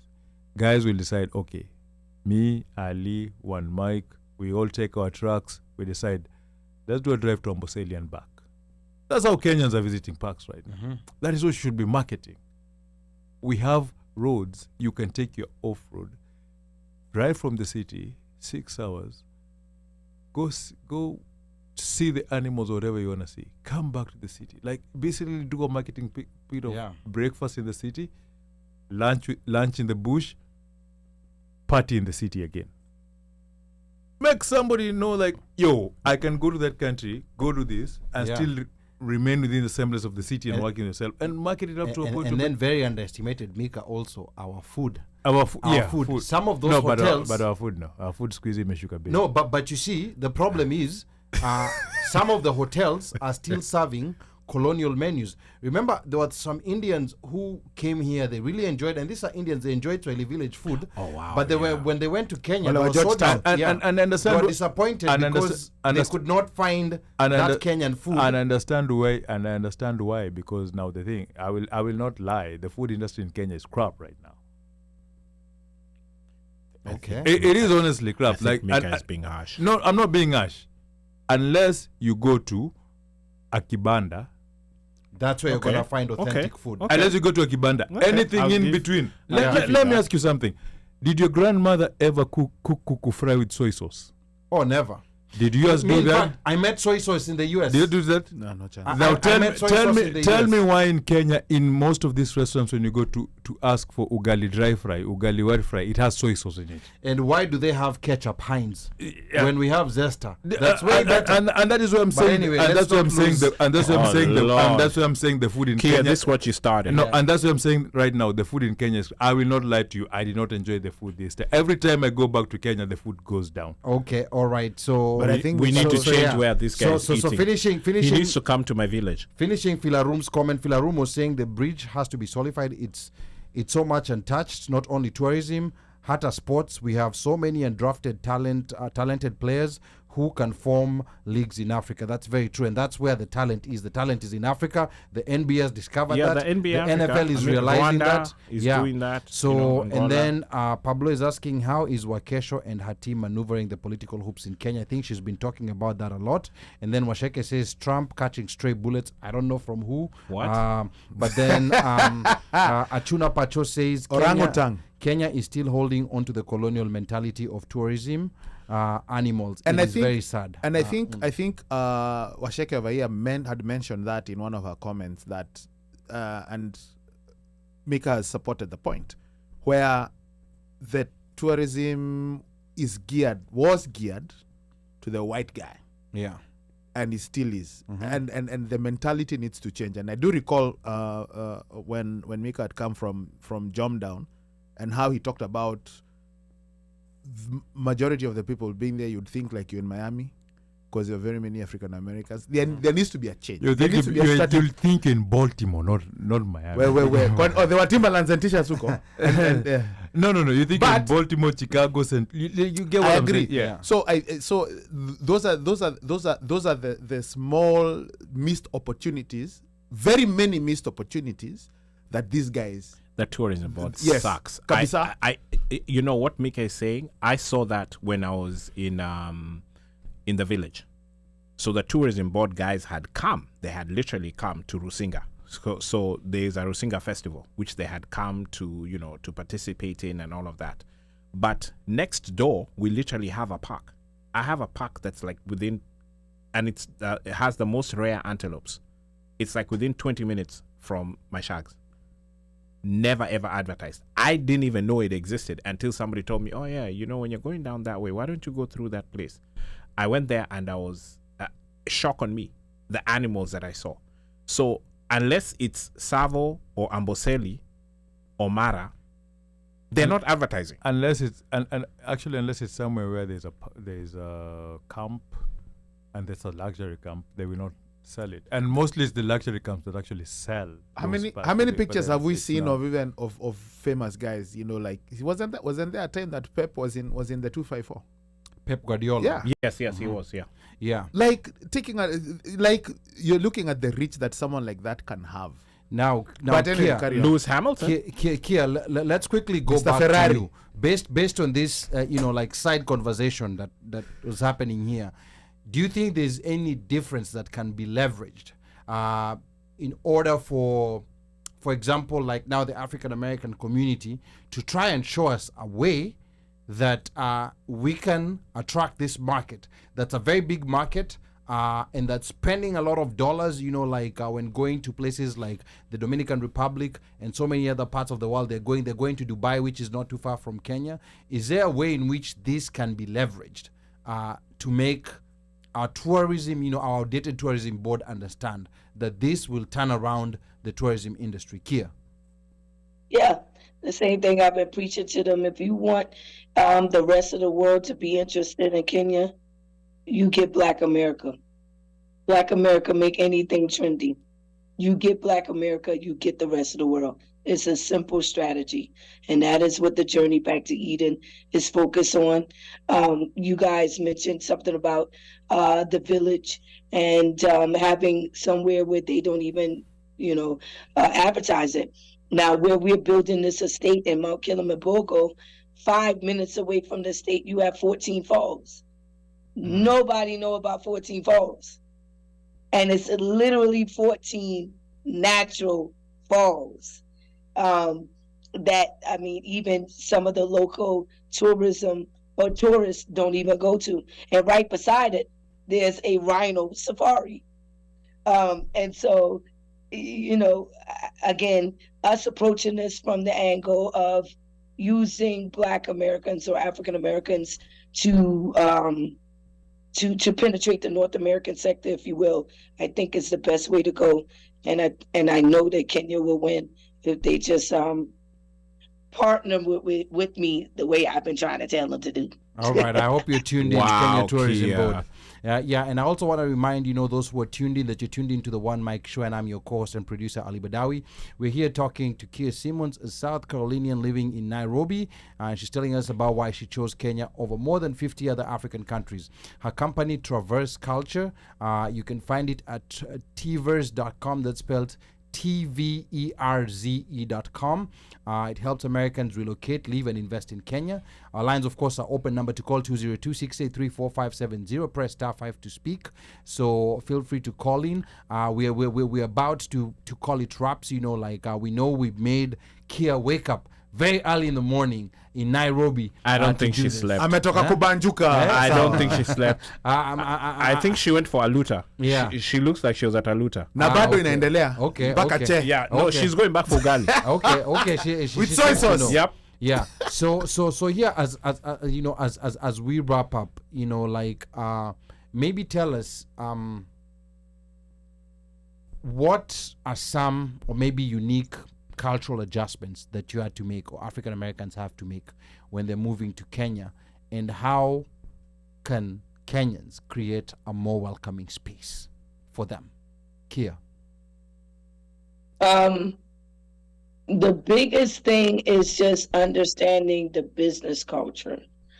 When you're here, bribing it is a thing.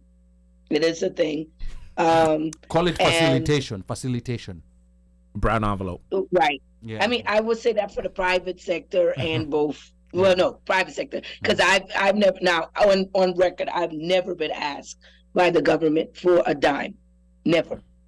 And so what I've seen is more like your private sector people, wanting to be paid for facilitating something. So that's something to get used to, as well as just understanding when you speak, you sound like a Mzungu, even though you look like them. You sound like a Mzungu, and you're probably going to get charged the highest price. Probably going to be tried. That's They're everywhere. going to try you. But once you start learning like words in Swahili, like hapana, and you say it right, you can kind of get away with some things. And I'm being a bit facetious, but really just learning the culture, and then just being aware, socially aware of everything, I think will help you. And then connecting with people you trust in Kenya. And what I'll say to Kenyans is just continue to be Kenyans. I mean, this is your environment. I don't want you to change up who you are. And Kenyans are very hospitable, so that's not an issue. It's just really learning their culture and being able to emerge in the culture as it is. And speaking of learning, I guess adjusting to that, Pablo over here is asking, has Wakesho taken Swahili or Luo lessons? I think your name should be Kea Wakesho Simmons. Yeah, carry on. and to add on to Pablo's That's question, actually my name. yeah. So to add on to Pablo's question is, and this is just me saying, correct me if I'm wrong. I feel, and I think this is generally Americans, not just African Americans. There's always this tendency to feel like we don't need to ever learn any other language, and this is including people who plan to go settle in those countries. I know there was an initiative back in the 70s in the US to try to teach to teach Swahili and to have that as the language of communication. Hakuna Matata. Yeah, I don't know how that quite ended, but I think there's that's something. There's a certain American arrogance that I've noticed when it comes to learning the language, where someone plans to go settle in another country, but mentally they don't plan and they don't feel the need to learn the language that's spoken there in that country. But bro, haven't you had Karen say you need to learn how to speak American?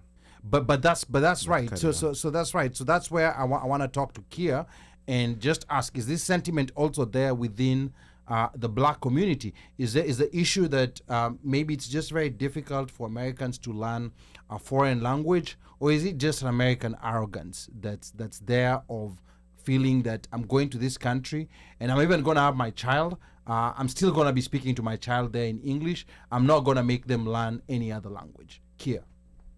Yes, a little bit of both.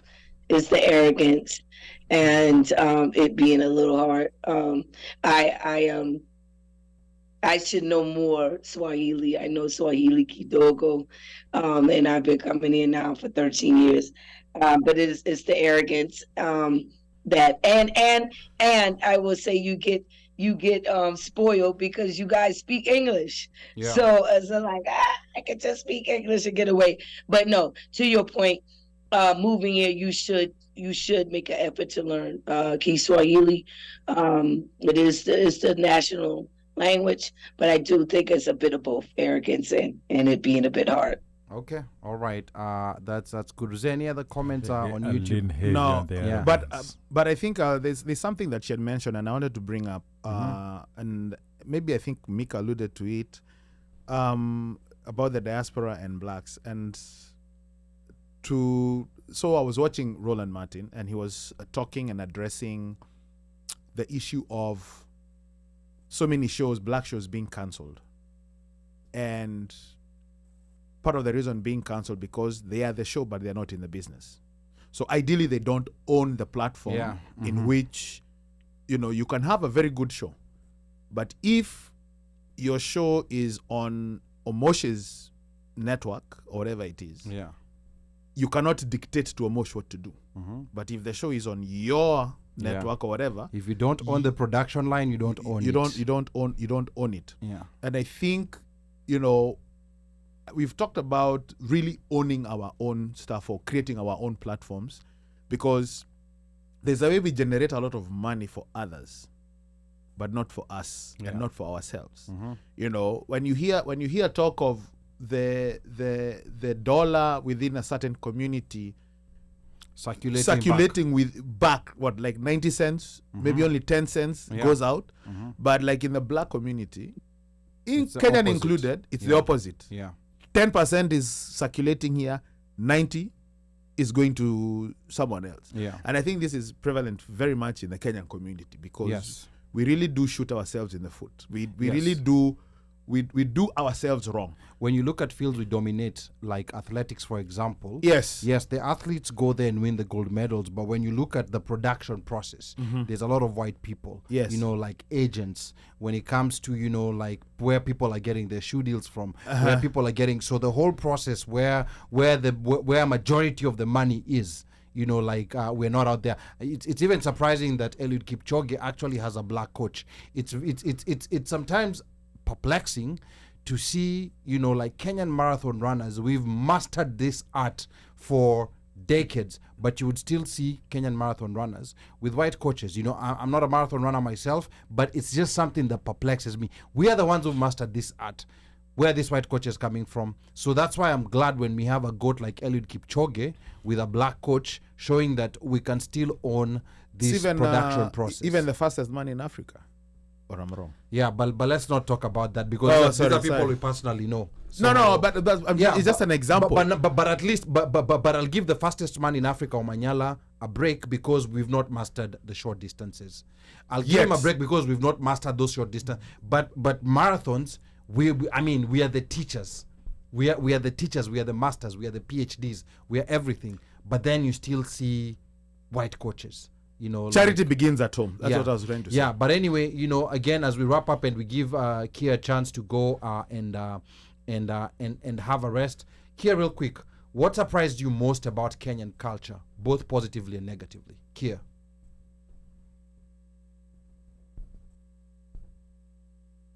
I had a romantic relationship with Kenya for so long until I started living here. And so what shocked me is that, People are quite interesting. And you gotta really watch who you do business with and trust. I was kind of shocked by that because from the onset, Kenyans, again, as I keep saying, are very hospitable. And so you run with that. You're like, everybody is so nice. And Oh, everybody's so heck no. nice. And then you realize you're like, yeah, no, that's not the truth. So I think that was the most shocking thing. Like, damn, she's not as pretty as I thought she was.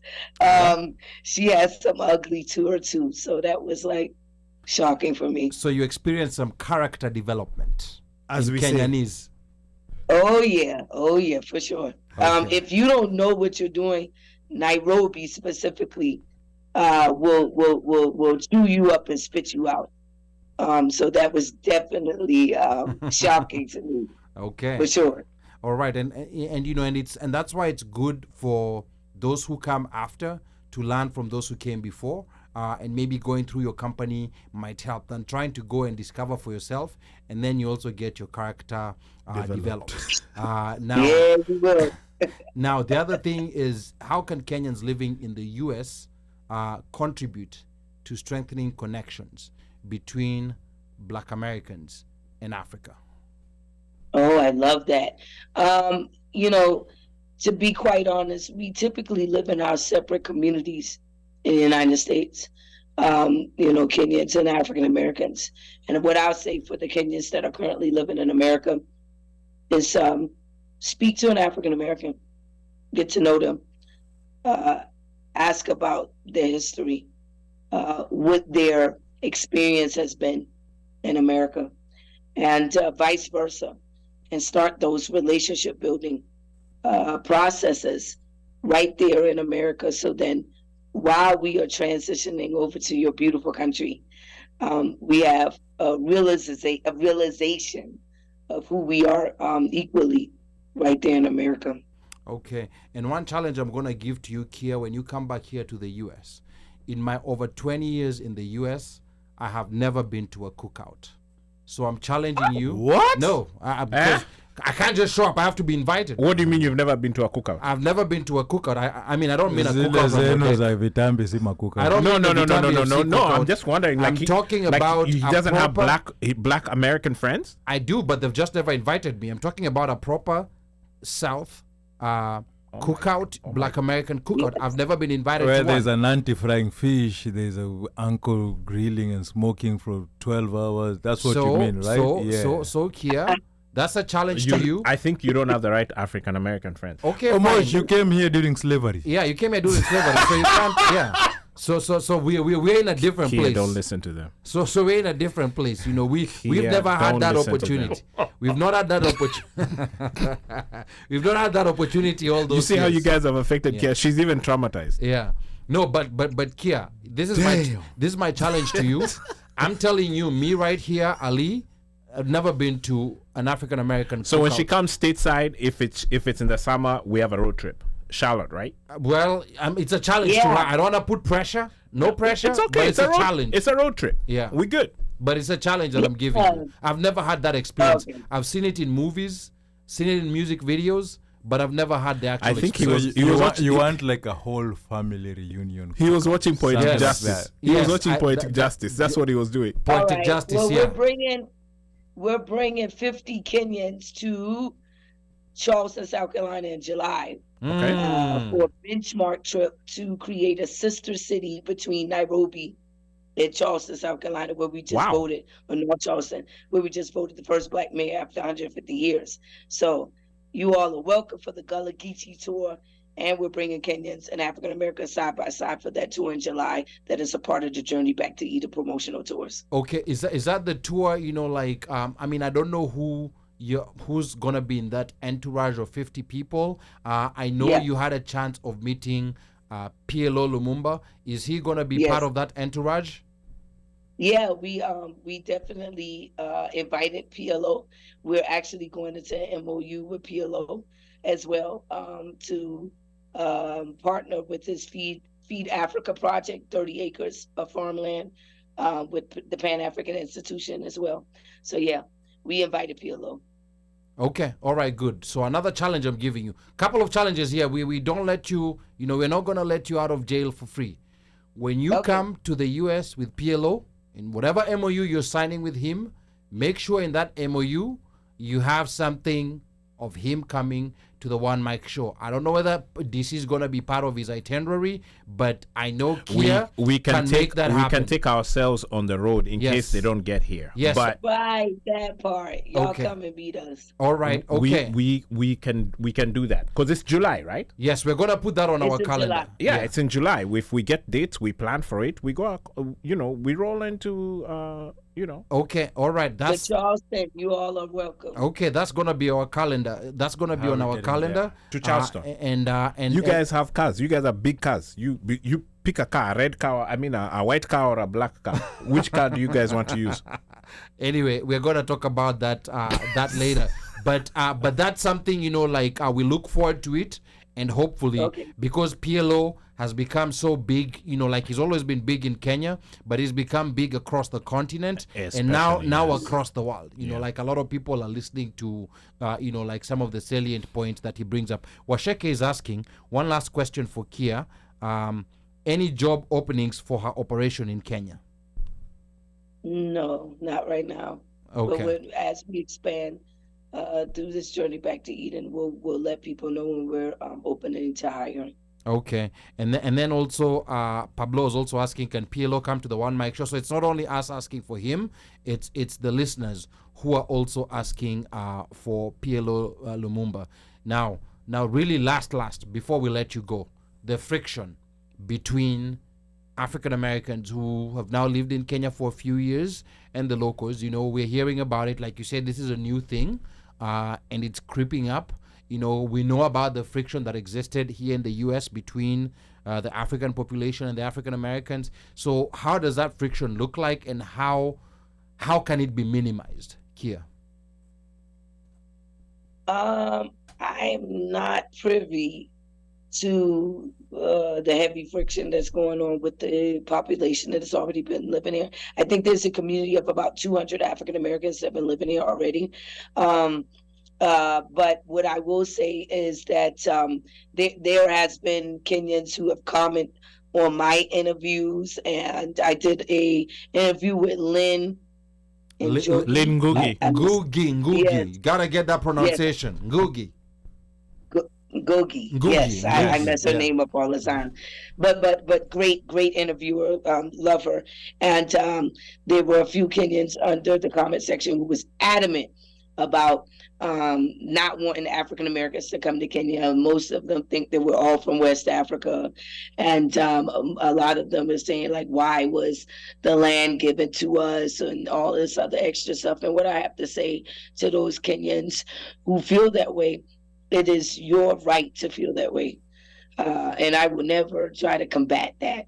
However, you have the right to do that. That doesn't mean that I have to deal with those comments and how you feel. And so, as I've always said, is when we're coming to add value, not take away. And it's up to you to see what it is that we're doing. And I'll leave it there. Okay. Now, real quick before we let you go, last. You know how this Kenyan lasts go. Ya mwisho. Yeah. So food. Of the different parts of Kenya that you've traveled, which cuisine is your favorite cuisine, and which is your favorite dish, and tell us why. My friend, I like, first, of course, because I'm African American, skuma wiki, which is collard greens. So you have that. You gotta love. Gotta get your skuma veggies. wiki. Gotta get your veggies. Yes.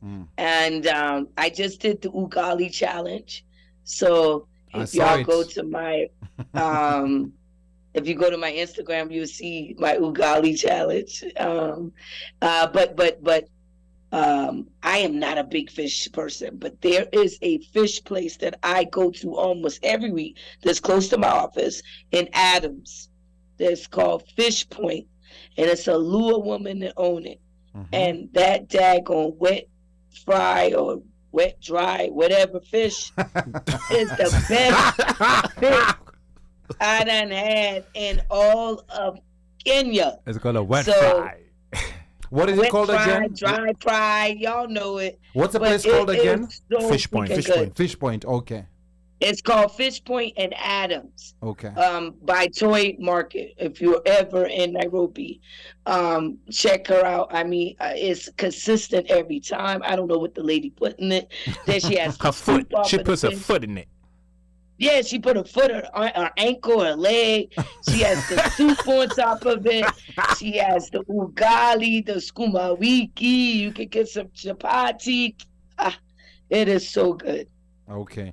Wow. And have you tried out street food? Like, there's some foods that I'm not even familiar with anymore. Like, there's this food that I see where they take a chapati. It was and- mocha. Oh, that one right there. Wait. Yeah. That thing is top tier. Have you tried it? Oh, yeah. Yeah, Okay. yeah. How do I you like like the it? sausage. Mhm. Your Yeah. sausage, and you can put kachubari Yeah. and Smoky. in the sausage, Mhm. and you eat. Yeah, oh man, Yeah, forget that's about smoky it. pasua. Yes, yeah. Okay. All right. Okay. I was going to ask if yeah. she found her. What's the musician's name that Wafula? Did you have? Wafula. Or the song by Elaine. the song by Elaine. Has she found her Wafula yet? Or? I don't know if she's Oh, heard. the Jamaican artist. Yeah. Yes. Yeah. I don't think if she's heard about the song Wafula. Have you heard that song Wafula? It was Yeah, okay. yeah. So I remember. I think Elaine came to Nairobi to film that Yes. that video. With Yeah. Churchill. Yeah, with Churchill. with Churchill. Yeah. Yeah. Yeah. So I think I remember when it came out. You remember I've been coming in since 2011. okay. So Kenya really is really, really home. For Yeah. real. So I think one mic is asking you if you found your Wafula. That's not me. It's one mic. Hapana. She really learned how to say her partner real quick. No, not even Apana. She's Kenyan. She She said,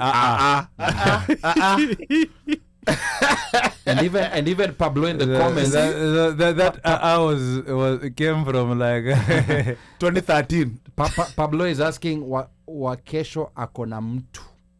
I don't know whether you've ever been asked this question before. It means, loosely translated, it means, do you have a person? Do you have our Fula? Do Or you have an our OTN? Fula? No. I just said. She says she hasn't found said it. Apana. No, see the mission right now is bigger than that. So I have to stay focused. It's bigger than Wafula. Understood. Okay. Understood. Yeah, All right, fair enough. don't let Wafula confuse Kilimambogo from you.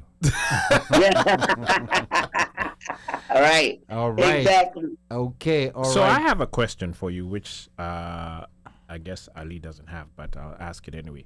So, being that you're doing, you've done all of this, and you're an army of one, are you partnering with folks in corporate or like other entities that are like you? Yes. Because it seems like doing this, individually is probably not the way to go. Do you have other partners that you're partnering with? Yeah, so I'm not doing it individually. I have a team here in Nairobi, my Kenyan team who work with me. However, we're looking at going into a partnership with Swahili Village. Shout out to Kevin. Okay. And some corporate partnerships. As I said before, we'll be signing our partnership with Ken Invest next week. And we should be signing our partnership with KTB so that we can kind of change some of the angles of the tourism sector. And then I cannot mention who we are meeting with, but you all will see it, that we're working with to get this thing going. So no, we're not doing it by ourselves. We also want to bring on 10 other travel companies, both local and abroad, to push this initiative, the Journey Back to You. So no, we're not doing it by ourselves. Okay. All right. Thank you so much, Kea. Like you woke up at a very ungodly hour to be on the One Mic Show, and we really appreciate that. We will, I mean, this was so high value, it's one of those shows that I didn't know what would come out of it, but I think this is so high value, not only for Kenyans who are living in the US who are tuned in, but also, Black Americans, who are tuned in. Because remember, like we said, like the Kenyan that you met in Afghanistan, we're going to go back there because this is a very important person in a chapter in your book, because without him, we don't have this conversation. We don't have the Eden Initiative. This doesn't happen. So we don't take it for granted when we have these forums where people listen to us and make decisions that I want to go see that country. Maybe not settle, but let me just go see that country because these guys are talking about it so passionately. So we don't take this session for granted. This will be of value for years, maybe even for generations to come when people are looking back, when your grandkids are looking back, they're like, oh my goodness, this is what grandma had to go through just to get here. And that time, the second, third generation in Nairobi or maybe in a different part of Kenya, maybe even a different part of Africa. At the 13th fall. Yes, or maybe they'll be at the 13th fall of the 14th falls. So this is so amazing. So we really appreciate you. We're gonna give you the last word, and then we'll let you take a rest and go. What's that place called again? That place where you guys go get that ugali in the morning. Fish Point. Kettle House. Aluta. Kettle House. Aluta, yeah. So before you go get your Aluta, one last word that you have for Kenyans here living in the U.S. Yes. One, thank you all for just having us in your country. Kenya is a beautiful country. The people of Kenya is beautiful, which is why I kept coming to Kenya. All of these years is because of the people. And so I just want to say thank you for being the people that you are and representing who you are. And I'll forever love Kenya, even when her and I bump heads. Okay. So thank you. And I've been up continuously, and the birds are chirping right now. Oh, wow. Yeah, I haven't went to sleep, so I just stayed up. So thank y'all so much for having me on your platform. Thank you for listening to me. I hope that I was able to shed some light and add some value to your wonderful platform. And I just love our people, period. So shout out to Kenya, shout out to everybody. All right, before you go to sleep, behind you, is that a landline? The white thing I'm seeing on the wall, is that a landline? Yeah, it is. It is. It's the intercom, it don't right? work. It don't work. Is it a landline or an intercom? It's a landline. Well, you know what? It may work, but I don't use it. So, it is what it is. Okay. All right. Once again, asante sana Kea. Thank you so much. I'm gonna bring this back to the studio before we wrap up. Let me come to you, Mika, first. Just general overall thoughts about this interview we just completed with Kea.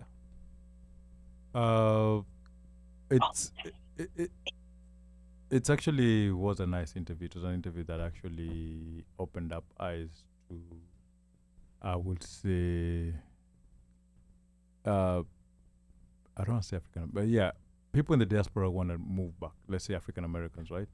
It opened up eyes on maybe somewhere on how to circumnavigate some challenges, or actually also gives you another way of you seeing yourself, how you want to go, how you can try and go. And also it gives us as an opportunity to look at how others are looking at our country and perceiving it from different eyes. Like, when me and you decide we want to go home and we want to invest, it's easy. We just boom, boom, go do stuff and come back. We'll complain about some stuff that we'll have to maybe grass some palm or do stuff, but now we are seeing a totally different vehicle on how people are investing, right?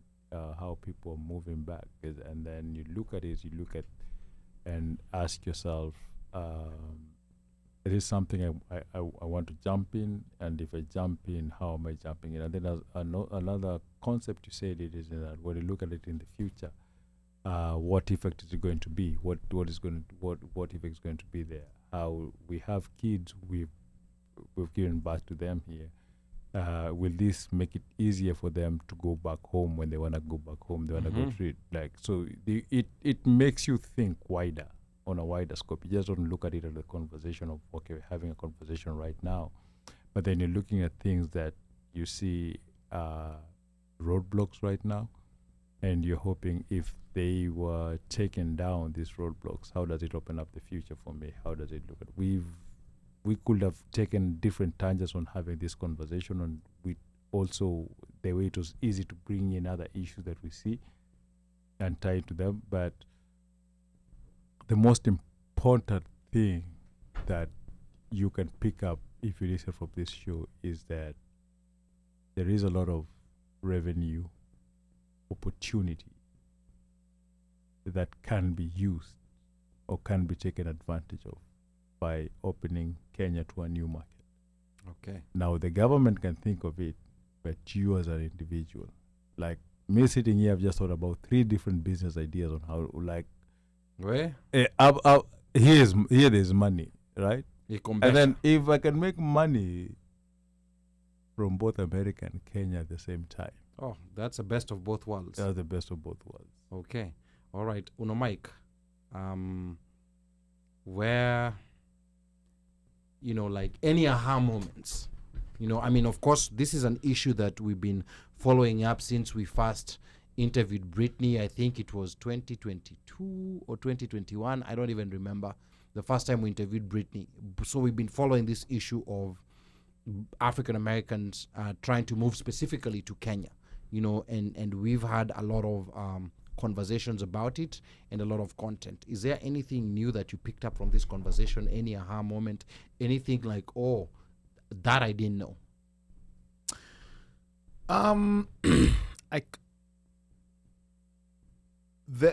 What is new is I guess that there's an African American doing business in Kenya. Okay. The only thing that we knew was Brittany, who was an expatriate and a teacher, Yeah. but loves Kenya very Yeah. much. Mm-hmm. But now you have somebody new who's dimension. a new dimension Doing of somebody business in doing Kenya. business in Kenya. Yeah. And then when you hear the numbers, you're like, wow. Yeah. So that is possible. And I think that triggered Mr. Hustler over here. Like, oh, kuna pesa huko. But this also continues to affirm that when Kenya is presented to us from a different lens, there are people who appreciate it. It's like they appreciate it more than we do. Or we don't. There's something that we don't see, but they see. Yeah. And, Brittany has affirmed that. Afro-Jamaican Kaiser Soze has done that, and when you look at the continent in general, I can't remember the guy who had come to talk about Brad Roar Yeah. has affirmed that, his Yeah. experience, Joker, Joke. right? Mm-hmm. And now Kea, and when you hear like all these partnerships that are there, like already she has an established ground game. Ideally, for been traveling to Kenya from 2013, like okay, it forces you to look at Kenya from a different perspective or from a different lens. So instead of looking at the lack thereof, you start looking at, okay, if there's a lack thereof, what can I take advantage of? What do I have? What's the half full part? Yes. And in as much as and you look at when you hear somebody who is trying to do business, their challenges. At one point she was like, you know what, I'm done. But then they're encouraging one another with Kaiser, like, don't give up. And when you hear Kaiser say himself, is in as much as he's being battered, but he's not giving up. And that is somebody who is really looking to settle in Kenya. What about you was born there? What exactly are you? Why not look at that glass and look at it and see it as half full? So for me, there's affirmation that there are good things. Okay. Yes. All right, good. Just to add on to that, quick comment here, Tabitha and Jerry saying this was a great interview, brilliant woman, Asante Sana Tabitha. And then Pablo says, good show, great guest. 2024 has indeed began with a bang for the show. And then, like the other comments that were coming in, like while we're having this last parts of the conversation, I can see, I can see Greg Hazlitt. Greg Hazlitt is tuned in from Saudi Arabia. Thank you so much. That's my boy. That's my boy, Greg. Yes. Say hello to the family, please, Greg. All right. And then, of course, Evans Marubi also says, great interview. And then Pablo says, does Wakesho plan to write a book about her escapades to Kenya? I think that's a question that we're going to ask her later on. And Pablo says, I agree with one Mike. Sometimes it takes an outsider to speak about Kenya that much for us to appreciate the good things that are Kenya. Now, the thing that has amazed me about, like most of these outsiders we've been speaking to about Kenya, because it gives us, like a chance to reflect and get a better perspective of things that maybe we are blind to. For me, especially, the black foreigners, is how they defend Kenya, how they might be going through some issues here and there, but they would want to cover it. Like, they're like, this is family. Let's not, bring this out in the open. Kuficha uchi. This is something that will be sorted out. And I think, to me, we have to be really appreciative for that. And based on that, we have to try to figure out a way to correct these messes and these situations that are coming up. I mean, this is something that has a very big potential. I think, unfortunately, with our political class, they tend to work based on incentives or what is in it for them. And I think right now, most politicians are looking at this and they're seeing, this thing, it may give some good photo ops, but it's not winning me any votes. So it's for us to try to be creative to find a way of packaging this in such a way that there will be an incentive to politicians to want to make this thing move. And I think if this has buy-in, especially from the executive, I think if we have an executive, I don't know about this executive. This one we can talk about it another day when we are not talking positive things about Kenya. But Ali, as long as there's money, this executive will listen to it. Yes. Yes. I mean, Hataskia ama taskia? No. I think, you see, the thing is, this particular, the one thing with this particular executive we have is that they're very concerned about, like short-term things, optics, and just things that would look good. Quick cash. In quick cash, things would look good in the short run. Quick cash that's good to steal. So I think sometimes, sometimes in business, you have to work with what you have. So I think, like, people need to work with that. long term. Remember, like today there was, not to take us back to a negative story, but today, of course, there was an explosion in Embakasi. Correct. And then there was a press conference that was done by the government spokesman. And guess what they did? Performance. They got someone with bandages on the face as a prop on that press conference, which is very problematic, but it's understandable. This is how this particular regime works. They like those kinds of optics to give an effect that they've actually been doing something to create narratives. So I think with Kea and Afro-Jamaican, they have to try to figure out how they're going to work a narrative. And I think this idea of, let's say, for example, like bringing in 50 people to Charleston, South Carolina, I've never heard about something like that. I mean, that in itself can be very The big. sister cities have always existed. Those Sister city types of relationships those have always existed, been there, right? But I'm talking about the force of bringing some 50 personalities they've done that. to the U.S. I've been to a thing in Colorado where Denver and Nairobi are also sister cities. And I remember there were people who came from Kenya. Okay, but in benchmarking style. But this style that Kea is coming with, where she's kind of leading the effort, if packaged correctly, and it gets the right buzz. You have to get buy-in, man. Yeah, you have to get buy-in, and that's the biggest and most challenging part. So, Omosh, just to wrap up the conversation, what were your thoughts on this last part of the conversation? Man, sky is the limit. The potential here is so high, and just like Mika was saying, that he thought of various business opportunities or ways that he could make money and leverage or use probably these folks as they're coming in to provide certain services. It could be very simple. It could be transportation. It could be housing, like giving them temporary housing while they're still waiting to get their permanent housing. And oh, by the way, you're the same person who might be building the permanent housing, even though Kea has already taken care of a permanent housing, thing. But, temporary housing is there. And as long as these people keep coming, you are there. You're the same guy who's picking them from the airport. You're the same guy who is taking them somewhere to eat. By the way, it would be Mika's restaurant. I mean, the potential is so much, just that part. And what people seem to forget is, Mika made mention of that, the drop in the hat in terms of what Afro-Jamaican was putting in, not to say to negate it, but when you have that collective en masse, you're a force together, think BLM and just think that all those people take their money and they say we are out. They put it in one bucket. Yeah. They just say, okay, as BLM members, we are starting a movement. Ama kuna opportunity imefungulika, watu wanaenda Kenya. Mukuje mupiga application hapa, tunaenda tukienda. And it is possible for those sorts of things to happen. Kind of like the one that happened with folks who went to do the Ghana, benchmarking, So now this is something that's constant and it's moving and it's going. And, it's already been regulated. There's a way that it's been put in. There's so much potential for that.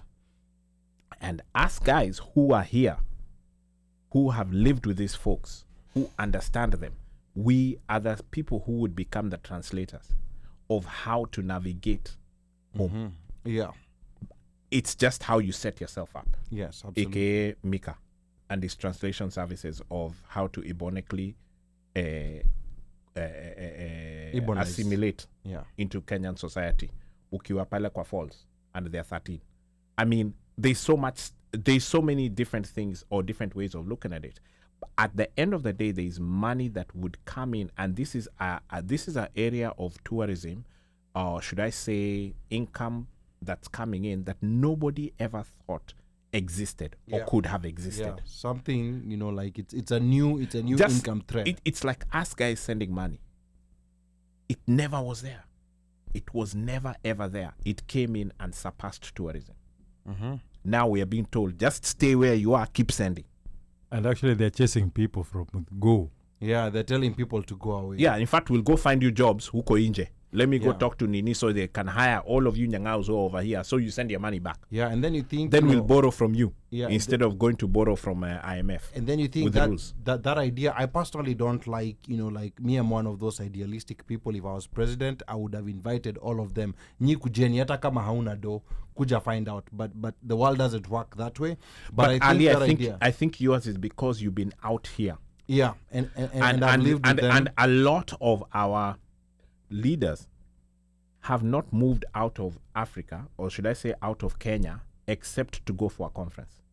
And the ones who have been out here have gotten to the point where they've been stifled so much that they don't even say anything. I wouldn't say that. What I would say is that... Go ahead.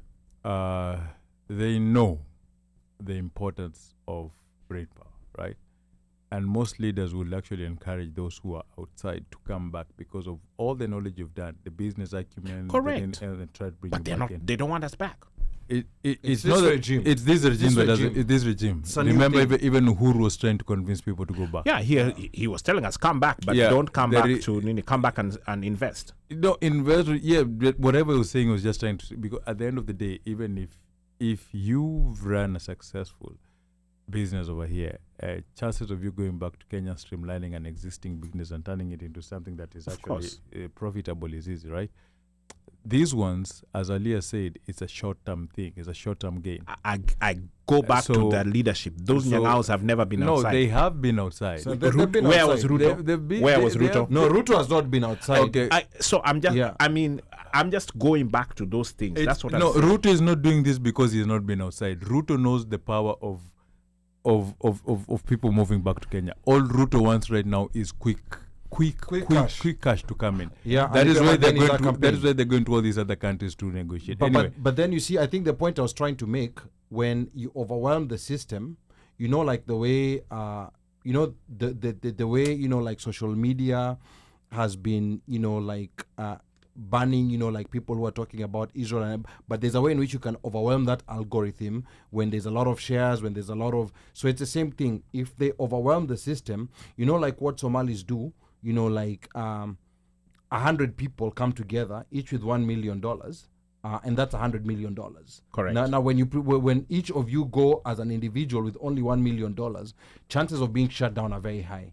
But when there's this consortium you create, 100 people, each $1 million, you've gone with $100 million, and you want to build, like a state-of-the-art mall in Isli, there's no way that idea is being rejected, regardless of whether you have papers or not. Everything will be made to work. So that's a kind of place I'm thinking. And you see the investment opportunities that actually have high returns are those ones with those big money commercial investments. Correct. That's where you're gonna 2x your money maybe within even 2 years or 3 years. Like this, the investments that currently Kenyans out here in the US are going for. Like, I'm sorry, I'm gonna say this again.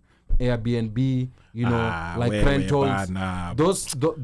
Those don't have good returns. They just don't. I mean, I'm sorry, and I know people will come for me. Oh, wait to ambie, like ni maploti ngapi uko nazo na nini. But you see that these numbers are there. Now, if you go and build a development, like you build an apartment building, you're gonna get a higher return. Correct. Than if you just buy the one unit. So the bigger the development, the higher the return you get, and that's when you're gonna start getting the returns that these Chinese people are getting, that all these other foreigners who are coming to Kenya are getting. And I think those are the things that we need to figure out. Black Americans want to move to Kenya, and even Kenyans here in the US want to move to Kenya. Figure out those opportunities that are gonna give you at least 50%, where you're gonna maybe 2x your money within no more than 3 years. Those are the opportunities we should be looking at, because these are the opportunities that we are running for. Actually, they have very low returns. I did some research this week on this what they call unit trusts in Kenya, these Kenyan mutual funds. I did some research on them, and I have some very damning revelations. Your story topic again. Yes, I have some very damning revelations that I can't make now, because Mika told me if I make these revelations, I may need protection because I'm going to affect the P&L of a lot of banks. That is true. Yeah. So that's something that we're going to talk about another day. Mike. Wahenga walinena kilicho na mwanzo hakina budi kuwa na mwisho. Meli imetia nanga. We are about to wrap this puppy up. Mika, ouch! But it still amazes me how after all these years, one next still uses tia na rap in the same sentence. Anyway, this guy. This was a very nice show, and I want to thank our guest, Ms. Kea, for joining us, and we welcome you again and again. Come back even before you go to Charleston. Actually, when she comes to Charleston, we should try to bring her here, and then she gives us an update for those few months. How did everything goes? Mm-hmm. To our contributors who got a missing list, the contributors wachangiaji, si wasikizaji, wapenzi wachangiaji, wapenzi wachangiaji. That we are very thankful and grateful for you. And as I always say, without you, hii tukikuwa tu tunapiga story kadi kwa WhatsApp kwa group tu tunapiga tu story kwa wanne. But because of you make us do this every Friday. And for my fellow co-hosts, I want to thank you again every Friday. Kama kawaida, watu wamejitolea. Anyway, New Year, new things. Hey, muko karibu kushangaa. Hata sitowaambia, mtajionea tu. Have a wonderful Friday. I'm shocked. Yo. It's good to have Mika in the studio. Sometimes it's good to touch base, physically. At least we saw each other in Kenya, eh? Yeah. So at least, hatukuonana Kenya this year. Hatukuonana Kenya. Hey man, you guys. Are you sure you guys are not serious with life?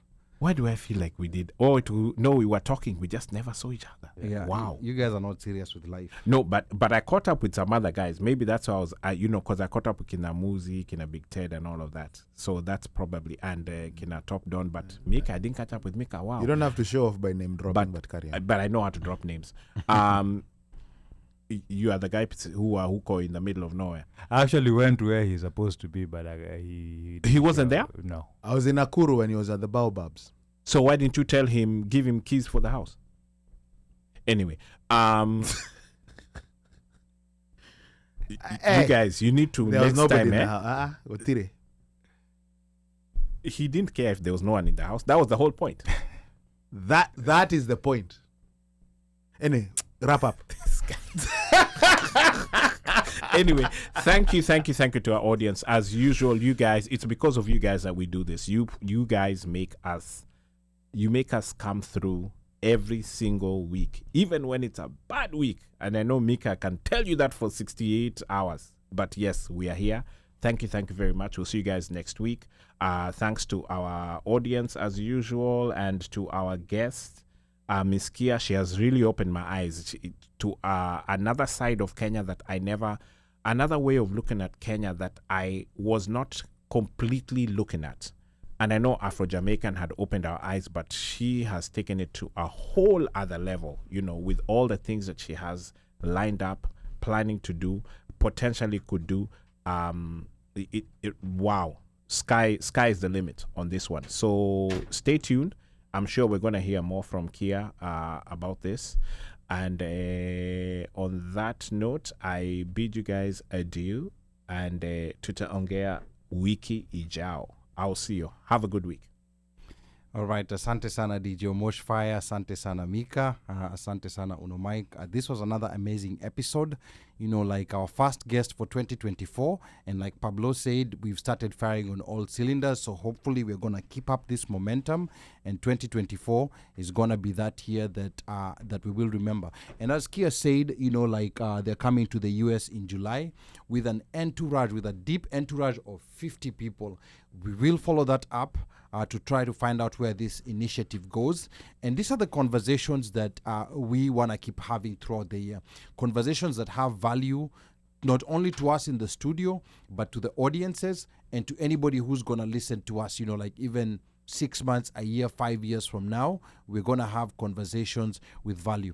We have a lot of other great guests lined up for the month of February. We'll let you know in due time. Na kwa haya machache, yeyote ambaye anataka kunipigia simu, nambari yangu ni 1-800 mteule. Operator akishika simu, mwambie unataka kusema na mjukuu. Na akikuuliza ni mjukuu yupi, mkumbushe ni mjukuu yule wa Masai. Because I'm Kenyan by blood, American by design, Masai by choice. Sichagui, sikagui, na sibagui. Kwaherini.